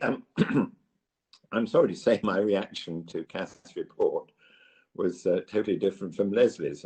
I think, although Kath tried to be objective and impartial, everything she said, more or less, was pretty negative. And anybody who relies on the traffic guidance book, great fat volume about what you can and can't do, it's liable to be pretty negative. What I prefer to see, actually, is the restoration and refreshing of existing crossing points as a priority before we go down this route. There are lots of other ways, of course, if we're celebrating BGT, is to use flagpoles, and that's a very effective way of announcing where we stand in terms of inclusion. Do the necessary replacement and refreshment of existing zebra crossings and other crossings, because so many of them have now been completely eroded. People don't actually know where they stand. So I'm sorry to disagree, but I think in terms of priorities at the moment, that's rather more important. Thank you, Nigel. Does anybody else wants to comment? Yes, Joe. I think it's Joe. Thank you. I just think we need to get on with it, to be quite honest. I think we had the debate at council. I think most people were on board and agreed. We do seem to be going around the houses a bit. We can look at highways, regulations and rules until the cows come home. And, if we did that with everything, we'd never get anything done in this county with respect to highways. So I just think it requires a pragmatic approach. Let's just get on with it. And, here in Cirencester, we'll take one. Let's do it. Let's get it rolled out. Whack it in the nice new marketplace. I think it'll look great. Let's do it. Thank you, Nigel. Does anybody else want? Sure. You've got Eva as well, Sean. Sorry? You've got Eva. Eva would like to speak. Sorry, fine, Eva. Sorry, I can't pick everybody up from one. Eva. Thank you, Chair. I've had my hand up for a long time, but I think people are not seeing that. I just want to say very quickly that we are very enthusiastic about this, and when I went to our town park, we want to get on with it as soon as possible. And we are also subject to highways, and we would be willing to contribute financially if that was needed. So a big thumbs up from Stratford Town. Thank you. Thank you. Is there anybody else who wants to make a comment? Well, you've got Ian Dobley and Brian Robinson. Okay, Ian. We need to be quite pragmatic here. I mean, we've heard about the official guidance, but if you look at the photographs which have been supplied with this commentary, you'll see there's one example of what looks like a zebra crossing, but evidently isn't a zebra crossing. It's black and white striped, and it's got the rainbow colours on either side of it. It's in Brent, I think. And this is an example of a crossing which looks like a zebra crossing, and it's got the rainbow colours on either side. So it proves that you can actually combine zebra crossings with rainbow colours. Alternatively, maybe this isn't a zebra crossing, and in that case, maybe we can be free to have a lot more crossings which are black and white on our roads. And I think that would be a really good idea, because this proposal, the photograph that you're seeing there, if it's not a zebra crossing, will cost a lot less than an ordinary zebra crossing. And we could actually have more black and white crossings, I'll just call them, around the county, which would actually make it a lot safer for residents in our county, particularly pedestrians. Because at the moment, to put a zebra crossing in, and we all know this as county councillors, will cost you probably tens of thousands of pounds, many thousands of pounds to put a zebra crossing in. That photograph tells me that you can put black and white crossings in, not call them zebra crossings, and you can put them in many places to make life better for pedestrians. And what's more, those black and white crossings, which probably aren't called zebra crossings, can also easily have rainbow colours on either side of them. So I don't think that we should be dictated to or frightened by what Kath is saying about regulations. I think that we can crack on, be pragmatic, put in a lot more pedestrian crossings, which we won't call zebra crossings, and we can colour them on either side, as is shown in that photograph, how we like. So let's not be bound by these rules. Let's be pragmatic. Let's crack on and just do it. That's me. Thank you. Thank you. And who's next? Sorry. Robinson. Ryan, sorry. Thank you, Chairman. I'm a little bit concerned by what I've been hearing, because I find road safety and zebra crossings aren't something we should sort of take lightly. I know in my own ward and in Cinderford, which is nearby, people have been hit on zebra crossings. They're not always seen by motorists, and they are very important that we get them right and get people to stop on them. So the suggestion I think I heard was that we should just put black and white crossings down, or other crossings down all over the place. Seems to miss the point that the regulations are there to make sure that the crossings are in appropriate places and set up in a suitable way that they're visible for the motorist. And therefore, when a person steps onto that crossing, and they can be fairly confident that the vehicles that are approaching are going to slow down and stop. In my own ward, we've got blind members of the public, and they use these crossings, and so we can't afford to sort of take away the key point that these are safety measures to help people cross. Now, I don't really have any strong views about what colour they are, but I'm not quite sure why we need to sort of target something which is a road safety measure as a way of demonstrating our support for a particular cause. I think there are many ways which we already do that and can continue to do that. So I'm a little bit reluctant that we go down a route where we mix the two areas together. So I don't think they need to be. I think road safety is a very serious point, which we want every vehicle to know what it's there for. And I think support for popular causes is equally important, but actually something that can be done without muddying the water around road safety. So I personally don't see that these two things go together well. The location in Gloucester, where I think this has been suggested, is quite a difficult area for crossing. And my resident in Mitcheldean, who visits Gloucester, was one of the key, who is blind, is one of the key people who has been behind some of the challenges at that crossing, because as a shared space, it was very difficult for him as a blind person to know whether the other vehicles and people sharing that space were going to be doing the right thing. And obviously he won't mind whether it's a rainbow crossing or black and white. But I do think he would care that everybody approaching it knows that this is a serious space where people are crossing who may be blind, rather than simply being a nice patch of ground which carries a different message, nothing to do with road safety. Thank you. Thank you. Is there anybody else who wants to speak? Ray. Yep.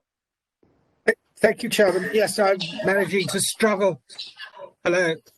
You hear me? Yep. We can hear you, Ray. I'm struggling. Oh, he's gone again. I'm here. It's okay, Ray. Continue. I think someone's We can hear you, Ray. Shall I continue? Okay. Yeah, I mean, just to be brief, I think I'm on the. I would.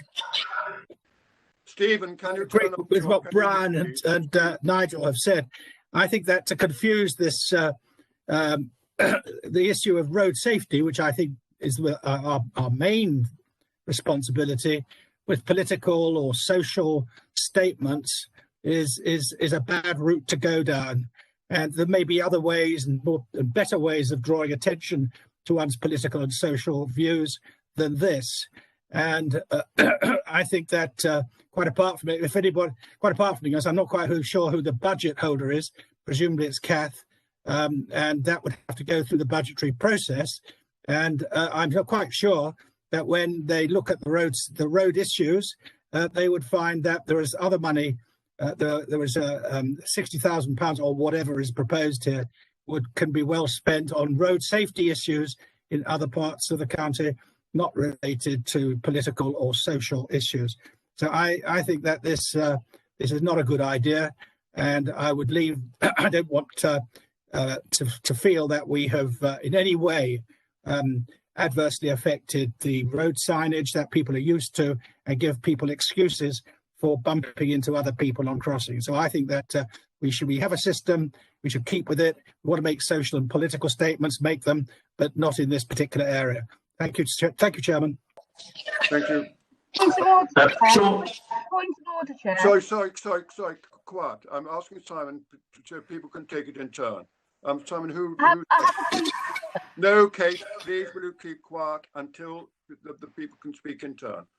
So you've got Kevin next, Sean. Okay, Kevin. Yes, thank you. I'm all to be inclusive. The issue that I have with this is we are mixing safety with being inclusive. And we all are all saying, or several of us are saying, oh, let's just get on with it, If one of you had a child, mother, father, whatever else, injured because of misunderstanding because sorry, they I'm went across. For a second. Someone's got the background on, apart from me. Okay, that sounds. Can somebody hear? Do continue, Kevin. Yeah. There's a lot of echo. Sorry. Yeah, and I totally understand that, you know, we want to make statements and we want to be inclusive, but the issue I have is, you know, like I said, if somebody ends up being killed that we are related to because we just got on with this, and all of a sudden there was a misunderstanding of what exactly they're supposed to be doing, or what the motorist was supposed to be doing, coming across this crossing, they didn't understand what it was. That person would have a totally different view on this, and I think we need to think about this, because safety is safety. Being inclusive is being inclusive. They are separate, and sometimes they can't be mixed. Kate, you're shaking your head, but sometimes they can't be mixed. If it was your son that was actually run over on one of these crossings because a motorist didn't understand it, you would have a totally different view, Kate. Thank you. Thank you. Sean. Is there anybody else who wants to speak, Simon? Yeah, Sean, I think Kath wanted to come in. I know Kate wants to make a point, and Leslie, you've still got your hand up, and Brian, you've still got your hand up. It's just a comment, Sean, in terms of Kate's proposal.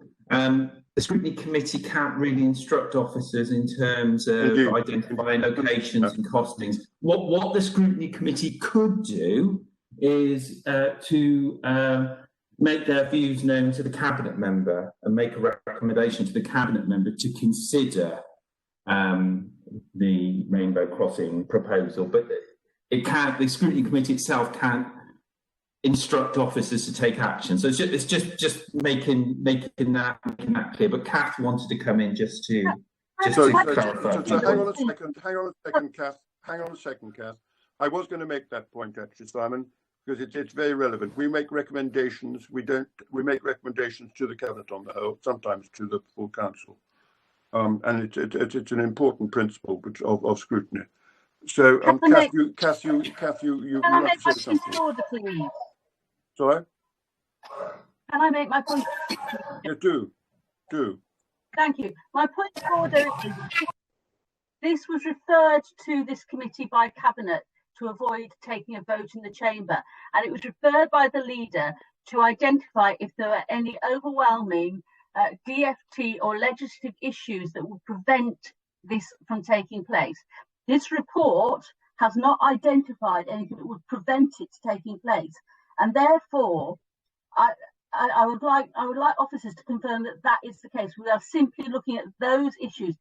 Should they be prevented for legislative reasons, not the merits of the proposal itself, because that is a matter for Council, which we were prevented from voting on by this referral. So that indicates that the Cabinet was content with the proposal in general, but wanted us to identify any specific issues, and there are no specific issues identified in this report.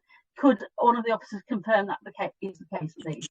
I'm sorry, Kate.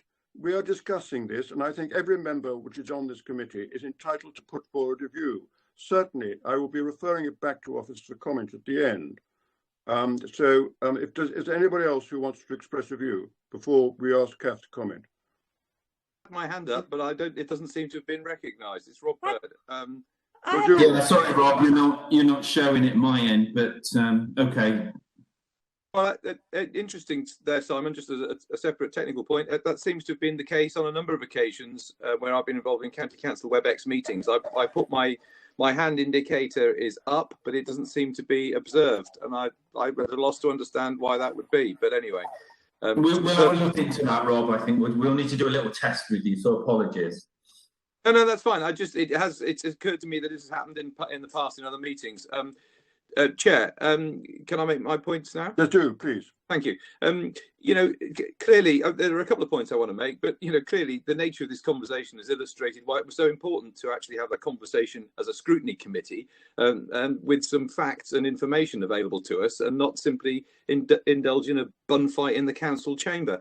The point about all this is that there are two things that are very clearly coming out of what is now developed into a very confusing conversation, which appears to have been hijacked by a number of agendas. And frankly, you know, people, in particular, Councillor Robinson, Councillor Brian Robinson, to just make sure who's in on this meeting, the whole point about safety is paramount, and simply the idea of plastering pseudo crossings around the county with gay abandon without any actual reference and following of regulatory guidelines, it seems to defeat the whole purpose of having safe crossing places. And you know, the guidelines, the regulations are there for a very distinct purpose. You know, we have a tradition in this country of having few regulations and following them, and that's why they work. And the point about, you know, simply trying to then plaster the roads with excessive crossings is going to destroy that concept of people treating these things seriously. That's the first point. The second point is, and it's linked to the way the conversation has developed about how this is referred to Cabinet and all the rest of it. It's not clear at all to me now what exactly we are considering. A number of things have been mentioned. Reference has been made to the council motion, which is not in front of me, but it appears to be at odds with the point at which I thought we were coming into this meeting, which was, as I think you pointed out, Chair, to discuss the potential for a crossing in Gloucester City. And so, you know, we need some clarity on what exactly we're trying to advise the Cabinet member to consider as it goes forward from this scrutiny committee. Thank you, Chair. Thank you. Thank you. Sean, would it be helpful if I just read out what was part of the council motion, so it just makes it clear to everyone? Thank you very much. I think the final part of it is the bit that will interest members. This council resolves to call on the Cabinet to create an inclusive rainbow flag crossing in Gloucester City Centre in time for Pride Month 2021, and to enter into discussions with other districts about suitable locations for crossings to be located over the next 2 years. This will support Pride in Gloucestershire's bid for Euro Pride 2026 to be held in the county. So that was Kate's original motion that went to council that's got referred to this committee. Okay. So I thank you for that. And in fact, I think that was clarified earlier on by Kate, that what actually in our papers excluded the comment about the districts. I'm just going to come back. Well, I'm just going to make my own personal comment. In principle, I'm not against this, but I think there's a lot of different opinions about it. I'm also, I'll come back to Kath to make a comment. That's Kath Howard. My own view is that if individual members want to take this forward in their patches, my suggestion would be, do take it forward in principle with Gloucester Highways, with them paying for it out of their highways local money, so that it doesn't become a burden on the rest of the highways budget. And I'm not actually putting that forward necessarily as a motion, but that seems to me would allow individuals, particularly those sort of in Gloucester City and so on, if they want to take it forward, I would suggest that is a way to go forward. Rather than have a blanket one for the highways to have to consider with everybody, with the financial implications which that has for the highways budget. Anyhow, Kath, before we go into any further, is there any comment which you'd like to make on what has been said today? Thank you, Councillor Parsons. Yeah, I just wanted to come back on a couple of remarks. I'm sorry, members have found my report so negative. That certainly wasn't my intention. What I had tried to do was sort of set out all of the factors for consideration so that you had a sort of a full and balanced picture of all the factors that need to be taken into consideration. I do think that they can enhance and contribute to a really positive public realm. And I think it's just about really just having a little bit of caution. This is not about just putting something down wherever we think that it would be nice to do so. As an officer, I have a legal duty to make sure that we comply with DfT legislation. It is not just guidance, it is legislation, and we do need to comply with it. There are ways in which we can work with it. The reason I included that particular picture in the report, that is a zebra crossing, and that is the best and only example of a zebra crossing that I have seen using Rainbow Pride colours, because what it does is it separates the colour feature away from the actual zebra crossing itself. If you look, and I think if you zoom in, you can see that it's still got the Belisha beacons and the black and white stripes going across the road. But it's quite a nice example of something you can do that isn't impacting on the actual meaning of the crossing itself. I suppose I won't comment on specific locations, because I think any locations that are considered will need to have their own risk assessment if this is to go ahead. But I did just want to make it clear that we do have a duty to comply with the legislation that's in place. That's not to say that we can't be innovative and we can't look at other things to do. We just have to be making sure that we do that in a cautious way. I'm the person that will be standing up in a coroner's court defending what we have done on the network should there be a fatality. And I, as a professional officer, want to be in a position where I have a full defence for myself personally from a corporate manslaughter point of view, and also for the county council as a whole. So that is the reason for caution. This is not about trying to be obstructive. We just want to make sure that we do things properly. Thank you, Kath. So you've got Leslie and Kate as well, Sean. Still got their hands up. Thank you very much, Simon. I mean, first of all, I took heart from the report because actually it didn't come up with any reasons why we couldn't do it. I think if we can work with our own highways local person to see whether or not it's possible, that would be the way to go. I agree with if it's highways local money we can use, fantastic. And I think along the way, this discussion has become muddled. In my case, I have referred to them as gateways, to be used as gateways, not necessarily as crossings, and therefore they wouldn't. The safety issue wouldn't be muddled because they're not zebra crossings; they're gateways, and then I think that throws sees them in a completely different light. So, again, when I said originally that I was enthused by this report, I was enthused because there don't seem to be any reasons why we can't do it, and we can work within our own divisions to see whether or not putting something in of this ilk is achievable. So, and I think it's important just to be completely clear about it. I think we've got very muddled and off the point. So, thank you very much for letting me come back, Sean. Thank you. Can I come back? I think the first point is that our members generally happy in principle that we do adopt these. There's two things. One is about the principle of it. The other, I think the second point is how we actually go about implementing it. So can I first of all ask members if they're happy in principle that this is taken forward? Or is anybody against it? We're not fulfilling what was agreed in council. We are. No. I want to get the principle adopted because some people have been against this and some have been for it. No, the principle was to establish whether or not there was any reason why we couldn't do them. I'm asking for confirmation of the fact, Leslie, please. Is anybody against it? Brian, did you want to speak? Can you just against what exactly? Principle of what? Can I come in? Yes, do. Yes, thank you. Yeah, I am against the principle of putting marks on a road which imply possibly that this is a place you can cross safely, which don't give the same guidance to vehicles approaching it that this is a proper crossing. I think it's dangerous. you can say that it's not a crossing and therefore it doesn't create any risks.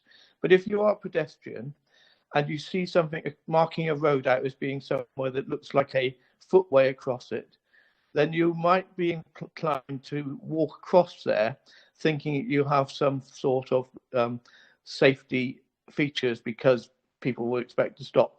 Whereas if it has no status, the cars going along won't necessarily take that. So my concern is that this is muddled, and the whole point about regulations around crossings are that they are clear. The message about what is a crossing, what isn't a crossing, and what behaviour you should conduct if you are a pedestrian or a motorist is set out, and there are clear boundaries and penalties if you get it wrong. Now, if we go out there and put something which might or might not be a crossing on a place where you're bringing pedestrians and traffic together, I don't think we should do that without being very clear of the risk we're bringing forward. And for my part, I'm therefore unhappy with the idea of this type of scheme, not because of this particular colour design or anything else, simply because I want the clarity where people cross roads of what that's for. Now, I do accept that in pedestrianised areas, they may have some different approach, but there you've got the pedestrianised area already set out properly. We don't really have those in the Forest of Dean. So if people wish to do that in Gloucester, I wouldn't necessarily have an objection to it. But in principle, I find the whole concept of bringing people together in places where the behaviour isn't clear a very dangerous one. Thank you. Thank you. I think what I want you to try and get to is that if we're in principle, then in fact the implementation, and Kath has very clearly spelled out that where these are implemented, it has to be very carefully considered. So I'm just going to ask, is there anybody against the principle of the rainbow crossings? I mean, apart from Brian, obviously. Chair. And I'm just trying to get consensus. I'm trying to get a consensus that the committee is supportive of them, and that the implementation of them is the next stage. And there's lots to do with implementation. So can I just get the general impression as to whether the members of this committee are supportive of the concept which is given for us to discuss? Well, I support what Brian Robinson has just said. Sorry? I support what Brian Robinson has just said. No, absolutely. Absolutely. But that's the implementation stage of it. It is not suitable for all locations by any means. And we know that from Kath. Can I take it the silence means that most people are happy to go forward, subject to everything which Kath has said, other than possibly Brian and indeed Rob? I think Ray is actually waiting on the screen. I'm entirely with Brian on this. I think he's got it exactly right. These two matters of road safety and political or social issues of this sort should not be confused. If it happens in pedestrian-only areas, that's different. But we're not talking about that. We're talking about highways. So I entirely agree with Brian. I think it's not a good idea. It will confuse the public, and there's no obvious merit in road safety terms for this particular project. So I would not be supportive of the principle. Thank you, Chairman. Chair, can I come in? There's clear confusion here amongst members. This proposal is not necessarily to be just to replace zebra crossings. It's talking about markings on a road. I've already said I'm quite agnostic as to whether it's pedestrian areas, shared space, or a highway. All that will be part of the implementation phase. You're quite correct. It's simply the principle as to whether we as a council enable these markings to be put on a road surface in the locations that I have suggested. And I would point out to members that there is already at least one example in this county of a marking on a road. It looks exactly like a zebra crossing. It has no legal status, and it's in the city centre at Kimbrose Triangle. And that is dangerous because that is confusing. I don't believe that any motorist would be confused or any pedestrian would be confused about the status of these crossings. But to be clear, it is not, you are entirely right, Chair. It is about what the principle of taking this action and not the practicalities of the implementation, which of course must be within the law and safe. And I would have no argument with that at all. So if members want to say that they are opposed in principle to putting rainbows on our roads, or on our pedestrian areas and our shared spaces, all of them in principle, that is a very different matter from actually saying that, where it is actually reasonable, practical, and legal to do so. Can I come back in? Because it seems I seem to have started some of this. My position, listening to what Kate's saying, stands in terms of roads. In terms of shared space and pedestrian areas, I would be happy to concede that actually there's a lot of opportunity for this. So if we could actually proceed excluding roads, I would be happy to go along with it. There's an amendment there. Sean, does it help in terms of, because what the committee will need to do is to make a recommendation to the cabinet member, and there's been a variety of views expressed, so it seems to make sense to go through the members and take a vote in terms of whether the committee supports the principle of these crossings, and therefore the cabinet member should take that forward. So, it's going to be a simple case of going through all the members and asking them to vote. Sorry, say again, Simon. I didn't get to quite the last point you said. So it will be a case of going through all of the members in the normal way and asking them to vote on the proposal, whether it goes forward to the cabinet in terms of the principle, and whether then the cabinet, it's up to the cabinet member to go through the process in terms of identifying locations and finding budget and all the rest of it.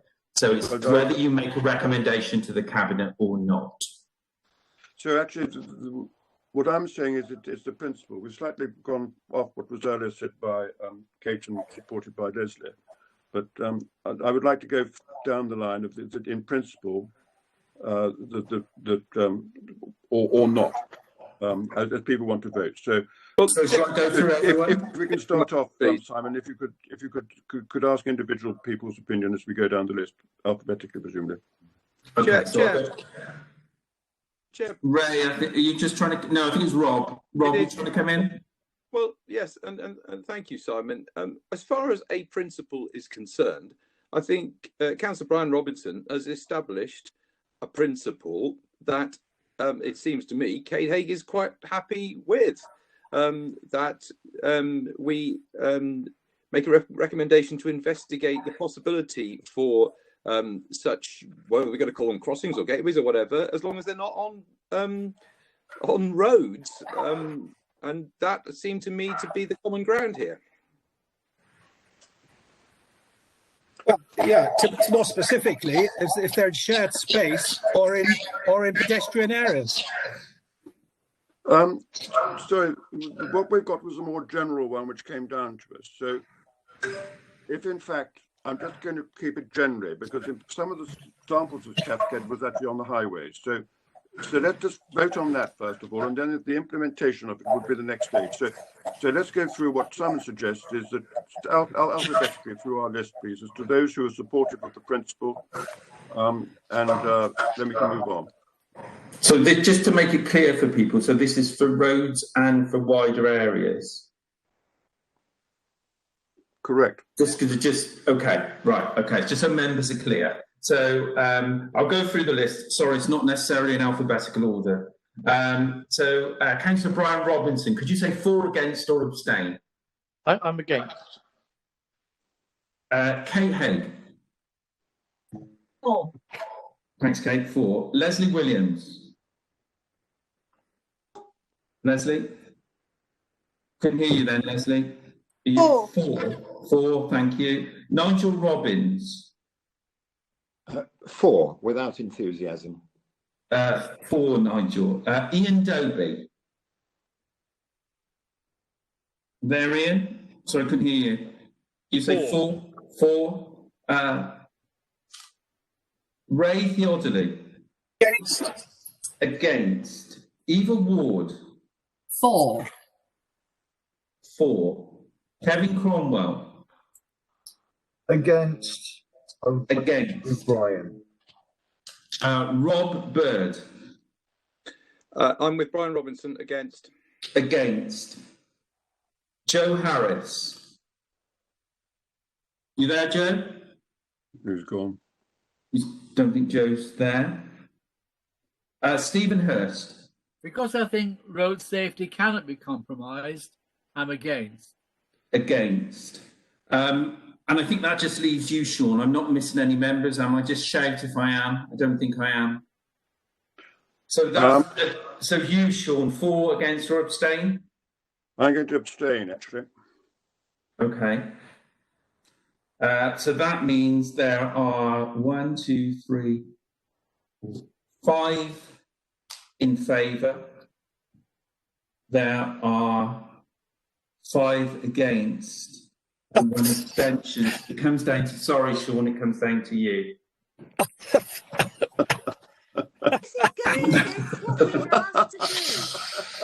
Ask Joe Harris.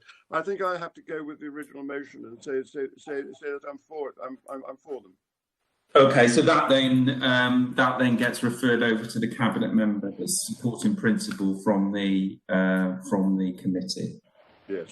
Simon, could it go forward with the voting figures? 6-5, I think, wasn't it? So it will be. It's 5-5 and carried on the chairman's vote. Yeah, and we'll reflect that in the minutes if that's your wish. I do think we want to go on though, just for a touch on this. I'd like to move on to the next item. We'll take quite a lot of time on this. I think you've covered it now. There are a number of people who would be supportive, I think, so long as it was a fairly restrictive scheme. That's what I got from listening to Brian and others. So I think though the principle, it seems to me that the principle has been passed. We're not against them in principle, but it comes down to the detail, which I think is the most important aspect of it.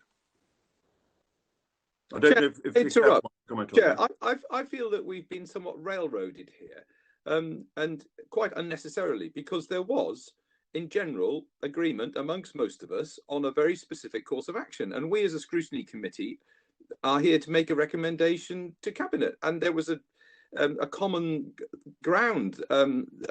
Brian Robinson made a suggestion. And it appeared to be supported by Kate Haig, and most of us were in favour of that. And yet here we are. We've had to take a vote on something which was inappropriate. And I just think that we're not doing ourselves any favour here, where we could have had an outbreak of enthusiasm for a particular course of action, instead of which we appeared rather amazingly to have been divided. I don't think, I think the fundamental principle, whilst it will be understood when it goes to cabinet, has been lost in the way we've gone about it. Thank you, Chair. Okay. I've had my hand up, and I would really, this report was asked to determine whether or not there were reasons why we couldn't actually do it. And it has shown that we can do it as long as things are in the right place and it's appropriate. So that's where it's gone wrong. The report says it's okay. It's where they go that we're now worrying about. And I don't think anybody has suggested that they are just going, willy-nilly anywhere. We both, that's my understanding. And Kate, what do you think? Yeah, thank you, Leslie. I think my original motion and this report is quite conservative in its approach. Clearly road safety is important, and I've never denied that. We can look to examples and practice elsewhere to make sure that we are safe and they are in the right places. And absolutely, the symbolism is important, but safety is also important. I would not want to detract from that in any way. And I think it was unfortunate that the suggestion was made, given the report is quite clear about both the legality and safety of these schemes. So I hope it goes to cabinet and they do act on it, because we know that they have done other things in the past, and this is really important for partly for the economic support of the county as well, in terms of developing that vision that we all have for 2050 about being a young and vibrant county with, inclusive attitudes. So, I think that getting bogged down in the weeds of the technicalities when this was about the principle was unfortunate. I'm very pleased that this will go forward to Cabinet, and I hope the Cabinet member will take it forward swiftly so that we can see actually our first rainbow crossings in place. Because frankly, I think if we don't act, then some of the district councils will get ahead of us. Does anybody want to discuss this item any further? I haven't got any more speakers, Sean. Just to say that the minutes will reflect the discussion, okay, just to reassure the members. I think that's important, yeah. All right. Okay, well, let's leave it like that, because I don't think we can go on discussing this for a long time otherwise. Shall we move on to the next item on the agenda?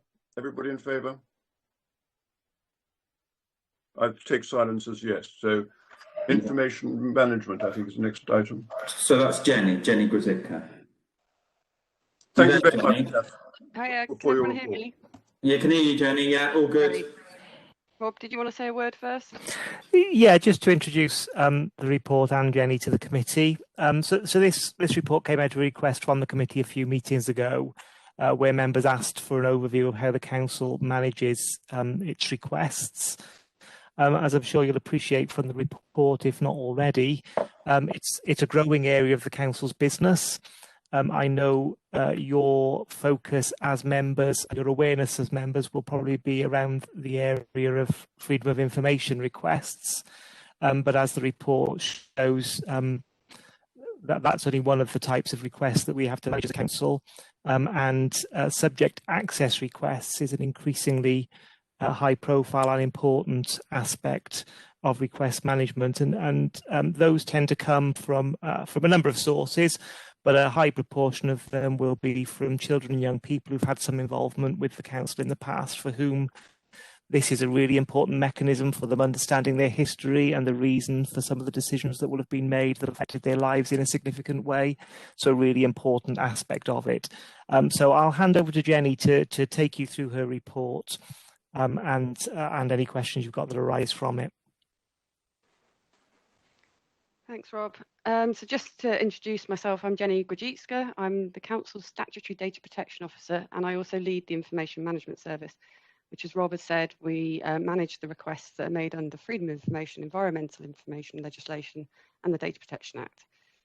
So the Council receives requests on a variety of topics that include a large number of questions, and we have to consider the request and any information in accordance with the relevant legislation. So it is a statutory responsibility.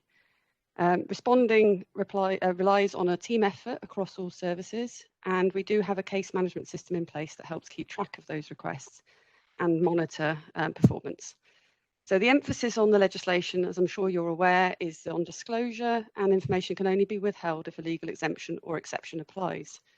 And each request has to be considered on its own merits, taking into account the details of the request, the information that's held by the council, and any sensitivities around that at the time. So it could be commercial interests, it could be personal data, health and safety of individuals, that sort of thing. The table on page 1 gives a summary of each type of request we have and the legislative requirements, word I can't say. And then, so I won't go into detail on those. I'm just moving down. Section 2 and 3 explain the different stages for requests and give a flavour of the number of actions that need to be taken place within each stage. And you can see many of those processes actually need to be revisited if we get an internal review, or if the case goes to the Information Commissioner or to the tribunal. So there is quite a repetitive process. But as you will be able to see, a lot needs to happen within those statutory timescales, which are 20 days for freedom of information and environmental information, or 1 month for subject access requests, which some of those we can extend, but not all of them. So then moving down to section 4, we talk about the details of the numbers of formal requests received. And just to sort of show how this has increased over the years, I can say that since 2008, this has risen from 443 a year to around 1,600 a year in the FOI arena. And we, at that time, didn't manage the subject access requests centrally, but we are seeing a significant increase year on year with the numbers we receive there now. Although the freedom of information, environmental information requests seem to have stabilised now at around 1,600 to 1,700 per year. What that doesn't demonstrate, though, is the number of questions that you get in each request, nor the increasing complexity that the Council has seen.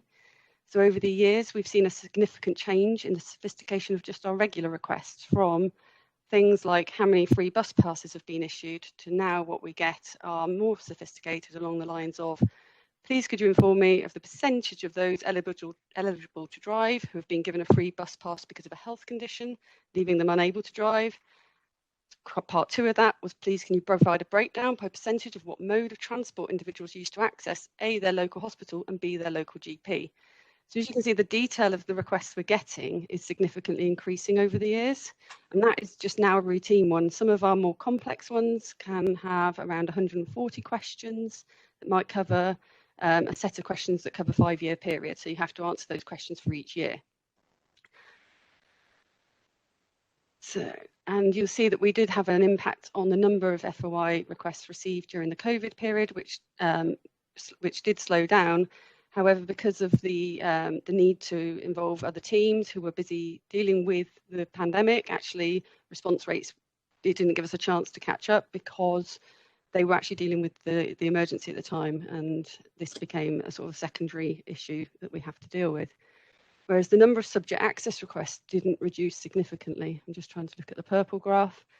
And because we'd seen such a significant increase at the beginning of the year, and although the numbers look small, each request can take about a week to assess and process. So each time you get maybe an additional 10, that's an additional 10 weeks work. So it's quite a significant amount of impact for a small number of increase.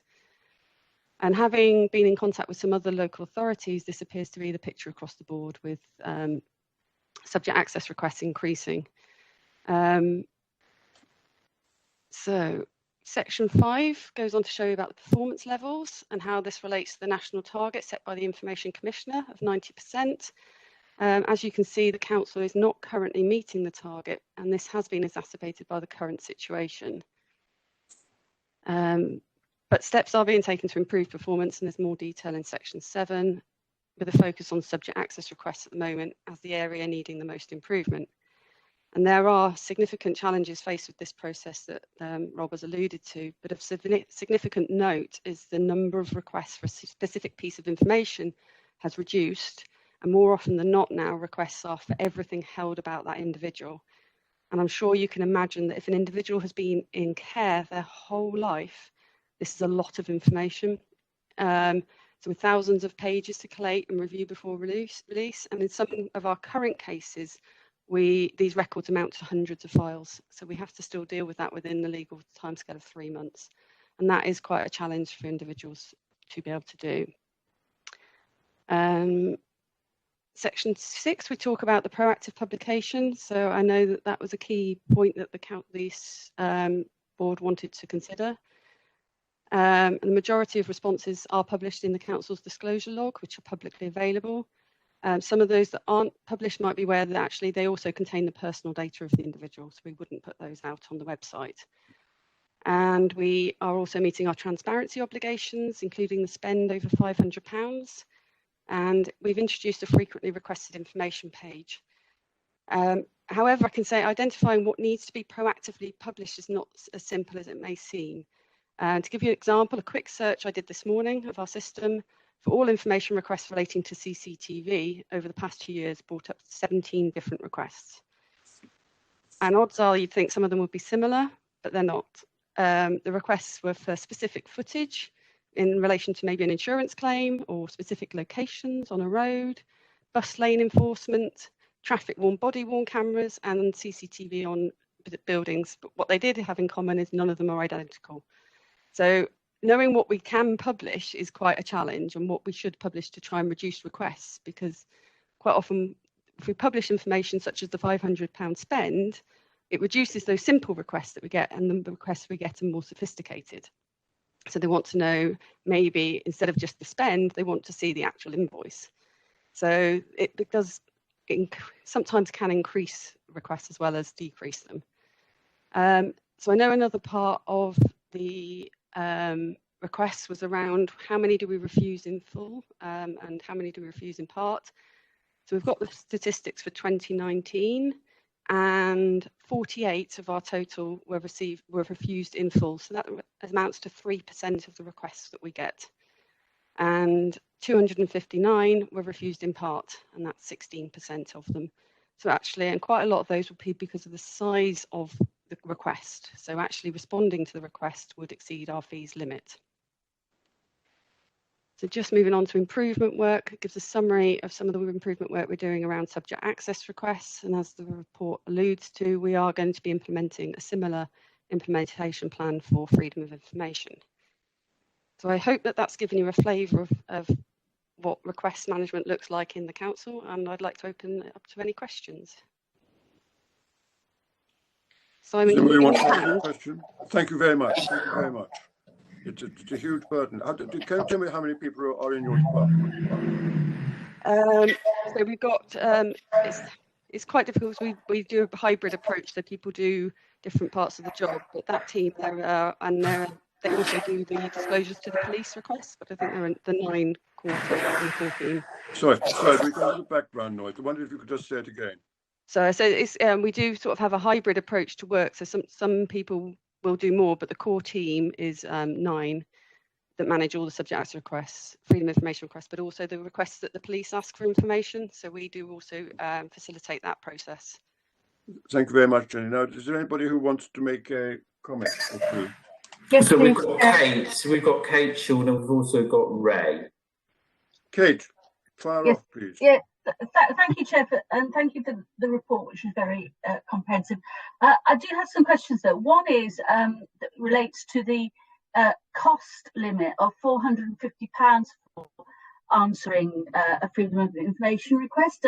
Given the detail and the length of time that that you're suggesting, do we apply that test to questions when they come in from the public, i.e. that the time to put together the information would go over the limit?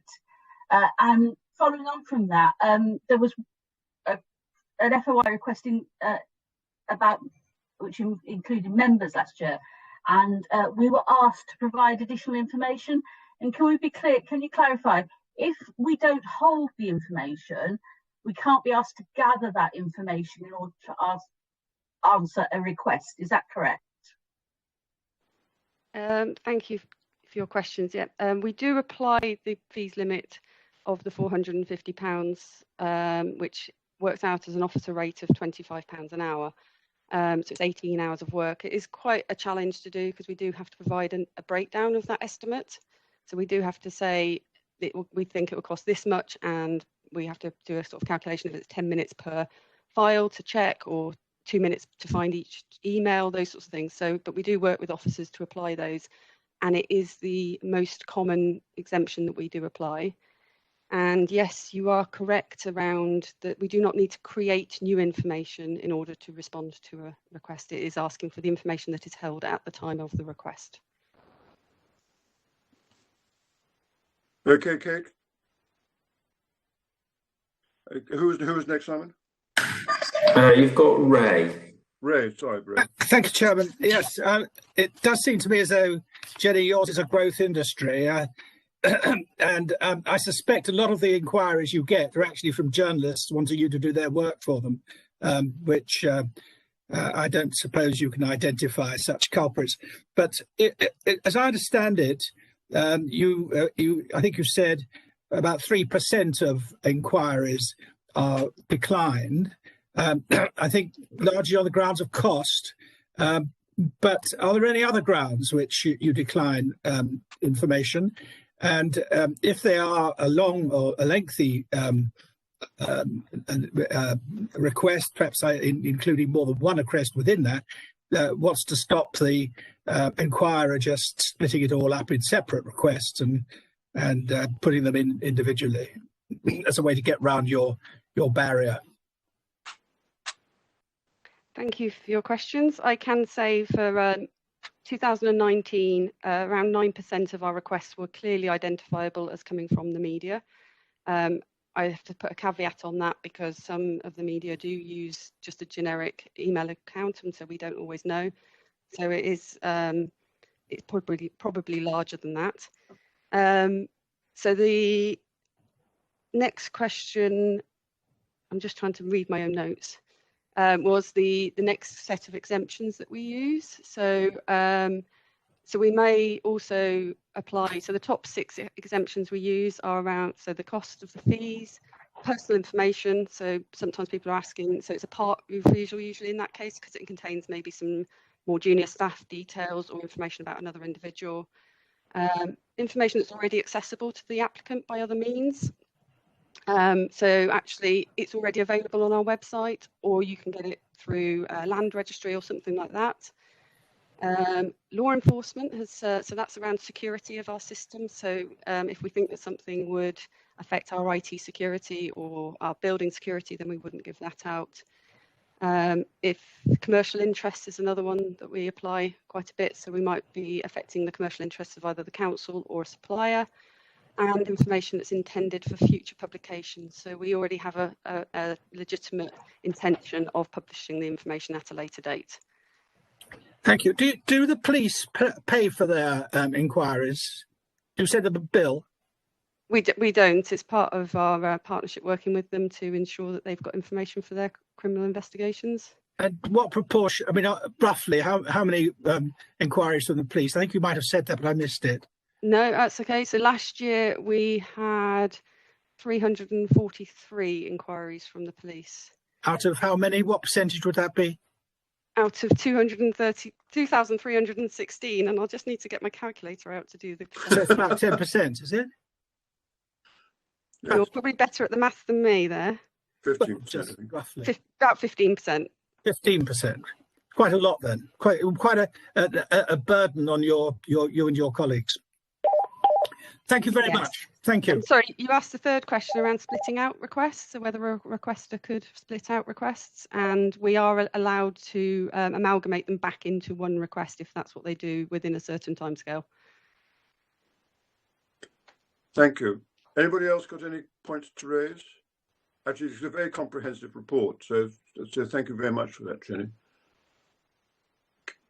Shall we move on to the next item on the agenda then, if everybody's happy? Thank you very much indeed for the report. So can I just ask Sean for Ray and Kate just to lower their hands? Is that all right? Certainly. Yeah. We now go to the strategic management report. Overview, have I got it right? Or is it the overview of corporate performance, Q1, I think?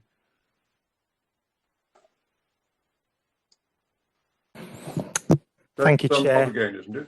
It is indeed. I'll have another attempt at sharing my screen. Let's see how we get on. And I'm presuming, Chair, that given the time, you'd like me to go through this as quickly as possible. Absolutely. Okay, I shall see what I can do.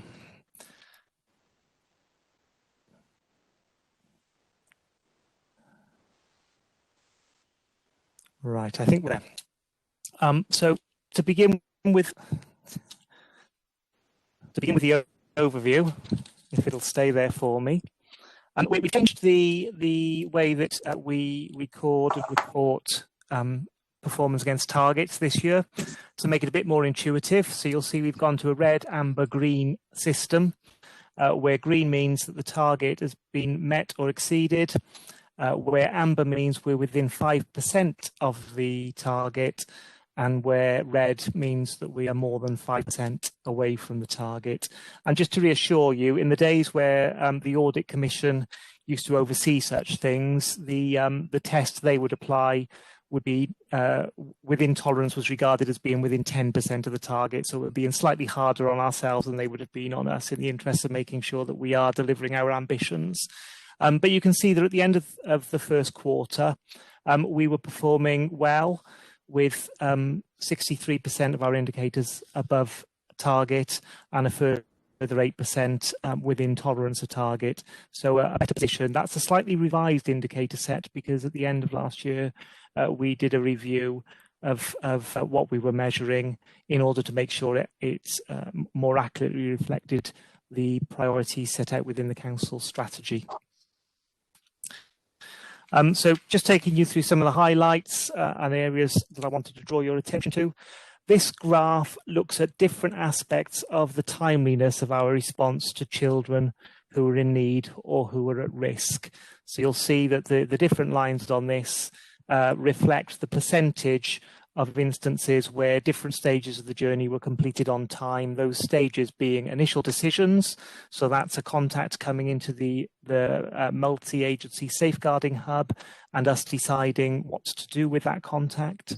Initial visits, so that's obviously getting out to see those children who we believe meet the threshold. The single assessments, which is the process by which we then assess the needs of those children. And ICPCs are initial child protection conferences, so where we've got concerns that a child may be at risk. That's the conference of professionals to determine the strategy going forward. And you'll see that at the beginning of the year, we were performing reasonably well against all of them, very well against initial decisions and initial visits, but all of those targets have been improving over time. Initial child protection conferences has been a little bit more volatile, but it's back within the realms of where we would expect it to be, and compares well with our statutory neighbours. So in terms of timeliness to response, we now seem to be getting where we need to be on that. The next slide, though, looks at the extent of repeat work within the system. So that's re-referrals into social care, children on child protection plan more than once, and readmissions into care. And you can see that on those measures, it's a more challenging position, and all three of those are higher than they were a year ago. This reflects the ongoing challenges we've got in terms of the quality of social work. So although our response is more timely, there's still a distance to go in terms of making sure that the work we're doing has a lasting impact. And that continues to be a challenge for us. This is an unhelpful graph, so apologies for it. It'll require a little bit of explanation. I think the easiest way to interpret it is to think of it as two separate graphs. So short-term placement stability measures the number of children who've had 3 or more placements in the last 12 months. So for the blue line, we want that to be low, and low performance is better. In actual fact, it has increased a little bit. And is off target. The red line is looking at long-term placement stability. So that's the percentage of children who've been in a placement for 2.5 years or more. So for that indicator, high performance is better. Both of them are relatively static, and we need to see improvements against both of them. Now, on the short-term placement stability, that's likely to become that's likely to be affected by lockdown going forwards. Obviously in Q1 that will have had some effect, but lockdown extended beyond that. Long-term placement stability is much more about having the right placements available in the market for young people with complex needs. And as you'll know, Travone House is part of our solution to that issue. Moving on to the next slide, which takes us into adults, and I won't dwell on this because we have already discussed it in my earlier presentation, but this reflects that ongoing reduction in permanent admissions into care, which as we heard earlier on, has been part of our strategy for several years now. But you can see that even accounting for that, we have seen a sharper decline in admissions during Q1 than the trend leading up to that point. The red line here is looking at admissions amongst 65-plus-year-olds, and the blue line is looking at admissions amongst working age adults. So that'll be predominantly people with learning disabilities or physical disabilities. And both of those have accelerated during the last quarter. Prevention, well-being. This graph looks again at our alcohol, opiate and non-opiate treatment. Now, you need to bear in mind that these indicators are looking back 6 months. So the performance you're looking at here is largely pre-COVID, but you can see that that's holding out well. And we are continuing to see successful treatments amongst a good proportion of people coming forward, and that performance is good compared with other local authorities. Looking in-house now, one of the perhaps more unexpected effects of COVID has been that we have seen a reduction in days lost to sickness per full-time equivalent during Q1, and actually we're seeing really good levels of performance against that indicator, both in terms of our historic performance, but also compared to the national average, and that's the lowest that it's been for some time during the first quarter. I don't think I've seen it in my several years with the council as low as 1.4. So that's really strong performance. Another area that seems to have benefited from the roads being quieter is our highways performance, where you'll see that against all three measures around timely repair of the council's roads, we performed extremely well in Q1. And again, I don't think I've seen those three indicators so high collectively in my time of reporting performance to this committee. But we do still have higher than has typically been the case historically levels of people who are killed and seriously injured on the county's roads. Now, we know this is being affected by changes in the way that police report and capture data. So the incidents that may not have previously been classified within this are being classified, but obviously we can't simply assume that that's the only factor at play here. So there is some work going on with the road safety team to understand whether there are other underlying factors and to try and reverse that trend back to where it was. And my final slide, again, this got mentioned earlier in my earlier presentation, but another area where performance has fallen during lockdown has been in the completion of safe and well visits. You will probably remember that about a year ago we had a significant backlog of those visits. The Fire and Rescue Service put in a concerted effort and an improvement plan in place to reduce that backlog, and had got that backlog cleared. But obviously, as a result of lockdown and not being able to complete these visits, that's now got considerably worse again. And there is now another backlog which we'll need to work through. But even allowing for the effect of COVID, performance throughout most of last year was below the average across our statistical neighbours. So that is an area that we need to improve.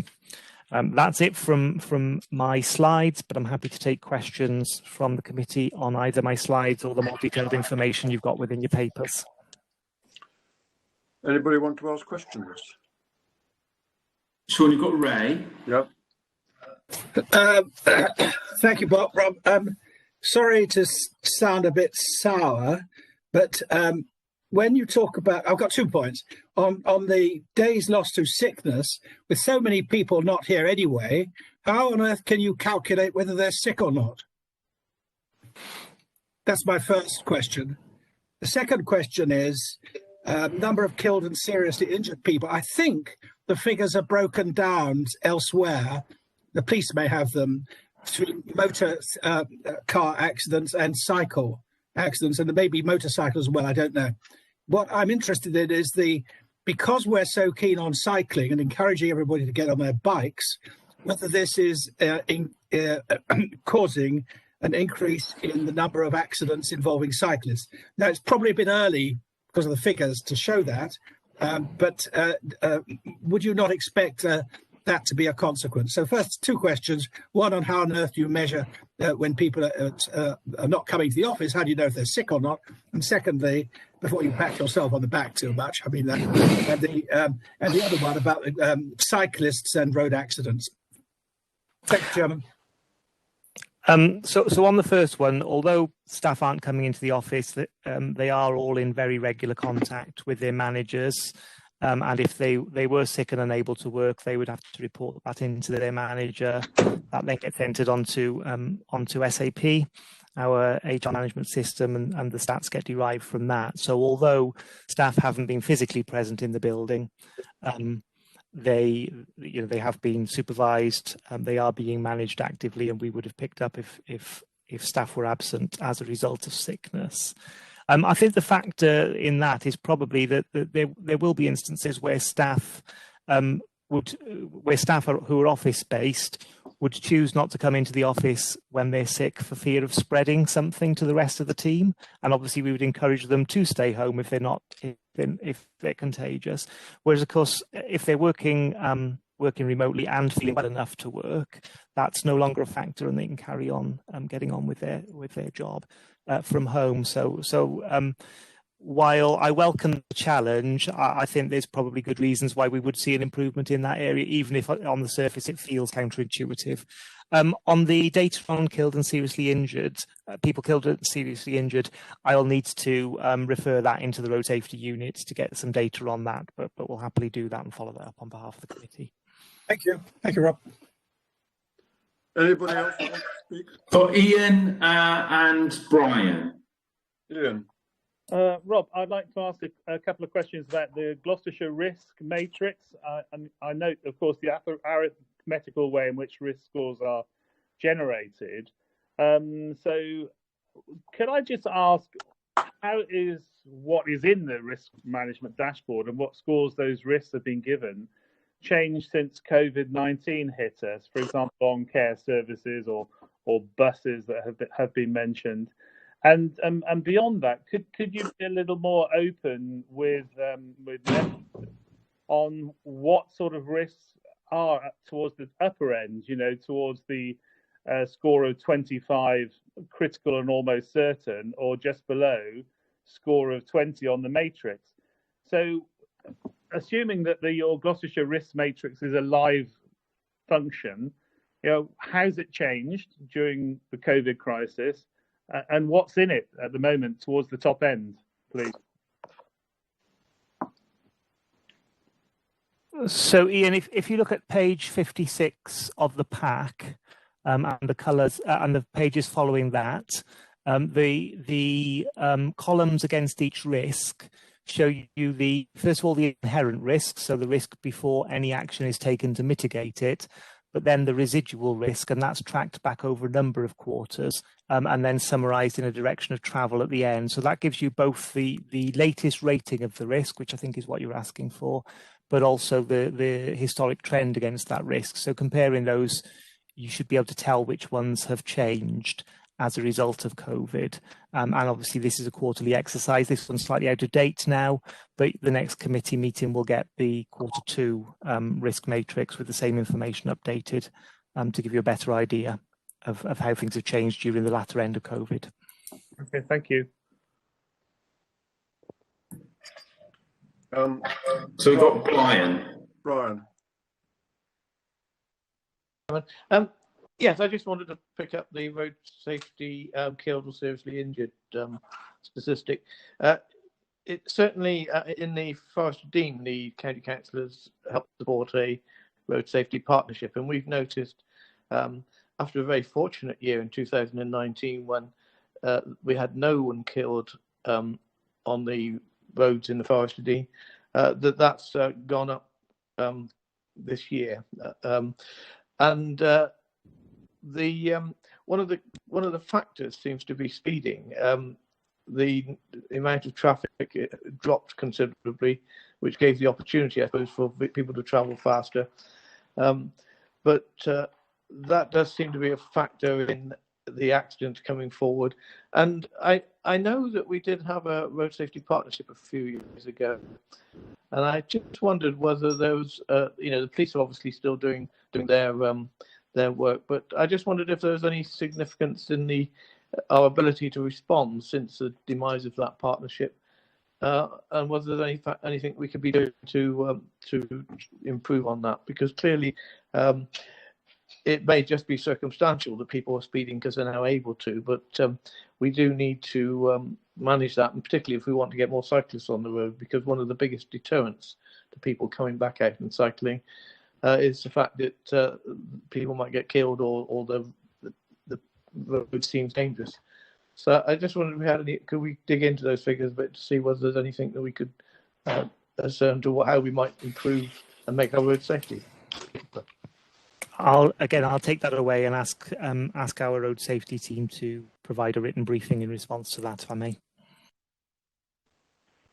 Anybody else got any questions? There's no one else showing, Sean. Good. Can I ask Brian and Ray to put their hands down? Is that all right? Okay. So Yeah, thank you. We'll move on to the performance report, corporate sources. And that's Steve. Steve. Thanks, Chair. I mean, I guess it's fairly self-explanatory, and I know we're just about to come up to the 3-hour mark. I guess the only one particularly I wanted to mention was appraisals, and not surprisingly, due to COVID, certainly up to the end of June, we hadn't really done them, and we deprioritised that as an activity. The management team and myself had a long chat about that, and we said with all the staff working on other things and prioritising the work, at the end of June we had deprioritised. Now since then we do know quite a few have been done, and we will be picking this stat up. I have to say we are in regular contact with all the teams and all the workload, etc. So that has been the priority. But happy to take questions on the report, Chair. Thank you very much. Anybody want to raise a question? Can I take it that silence is golden? There's no one there, Sean. No one there. So is that the last item on the agenda? I think it is, isn't it? That's it. Yeah. So we've got there within 3 hours. Thank you all very much. The date of our next meeting, just out of curiosity. Have you got that to hand, Stephen? We're going to be into November. I'm just looking it up now. It'll be November. Just give me a second. Yeah. I'm just going to ask if there's any member of the committee who wants anything particular on that. I think we have a sort of an indication that Steve might come back with an initial, maybe in confidence paper on the budget, well, the forecast principles or what. 27th of November. Sorry, Sean. 27th. 27th of November. Is there anything else in particular that would come up? Excellent. Okay. Excellent. Thank you all very much.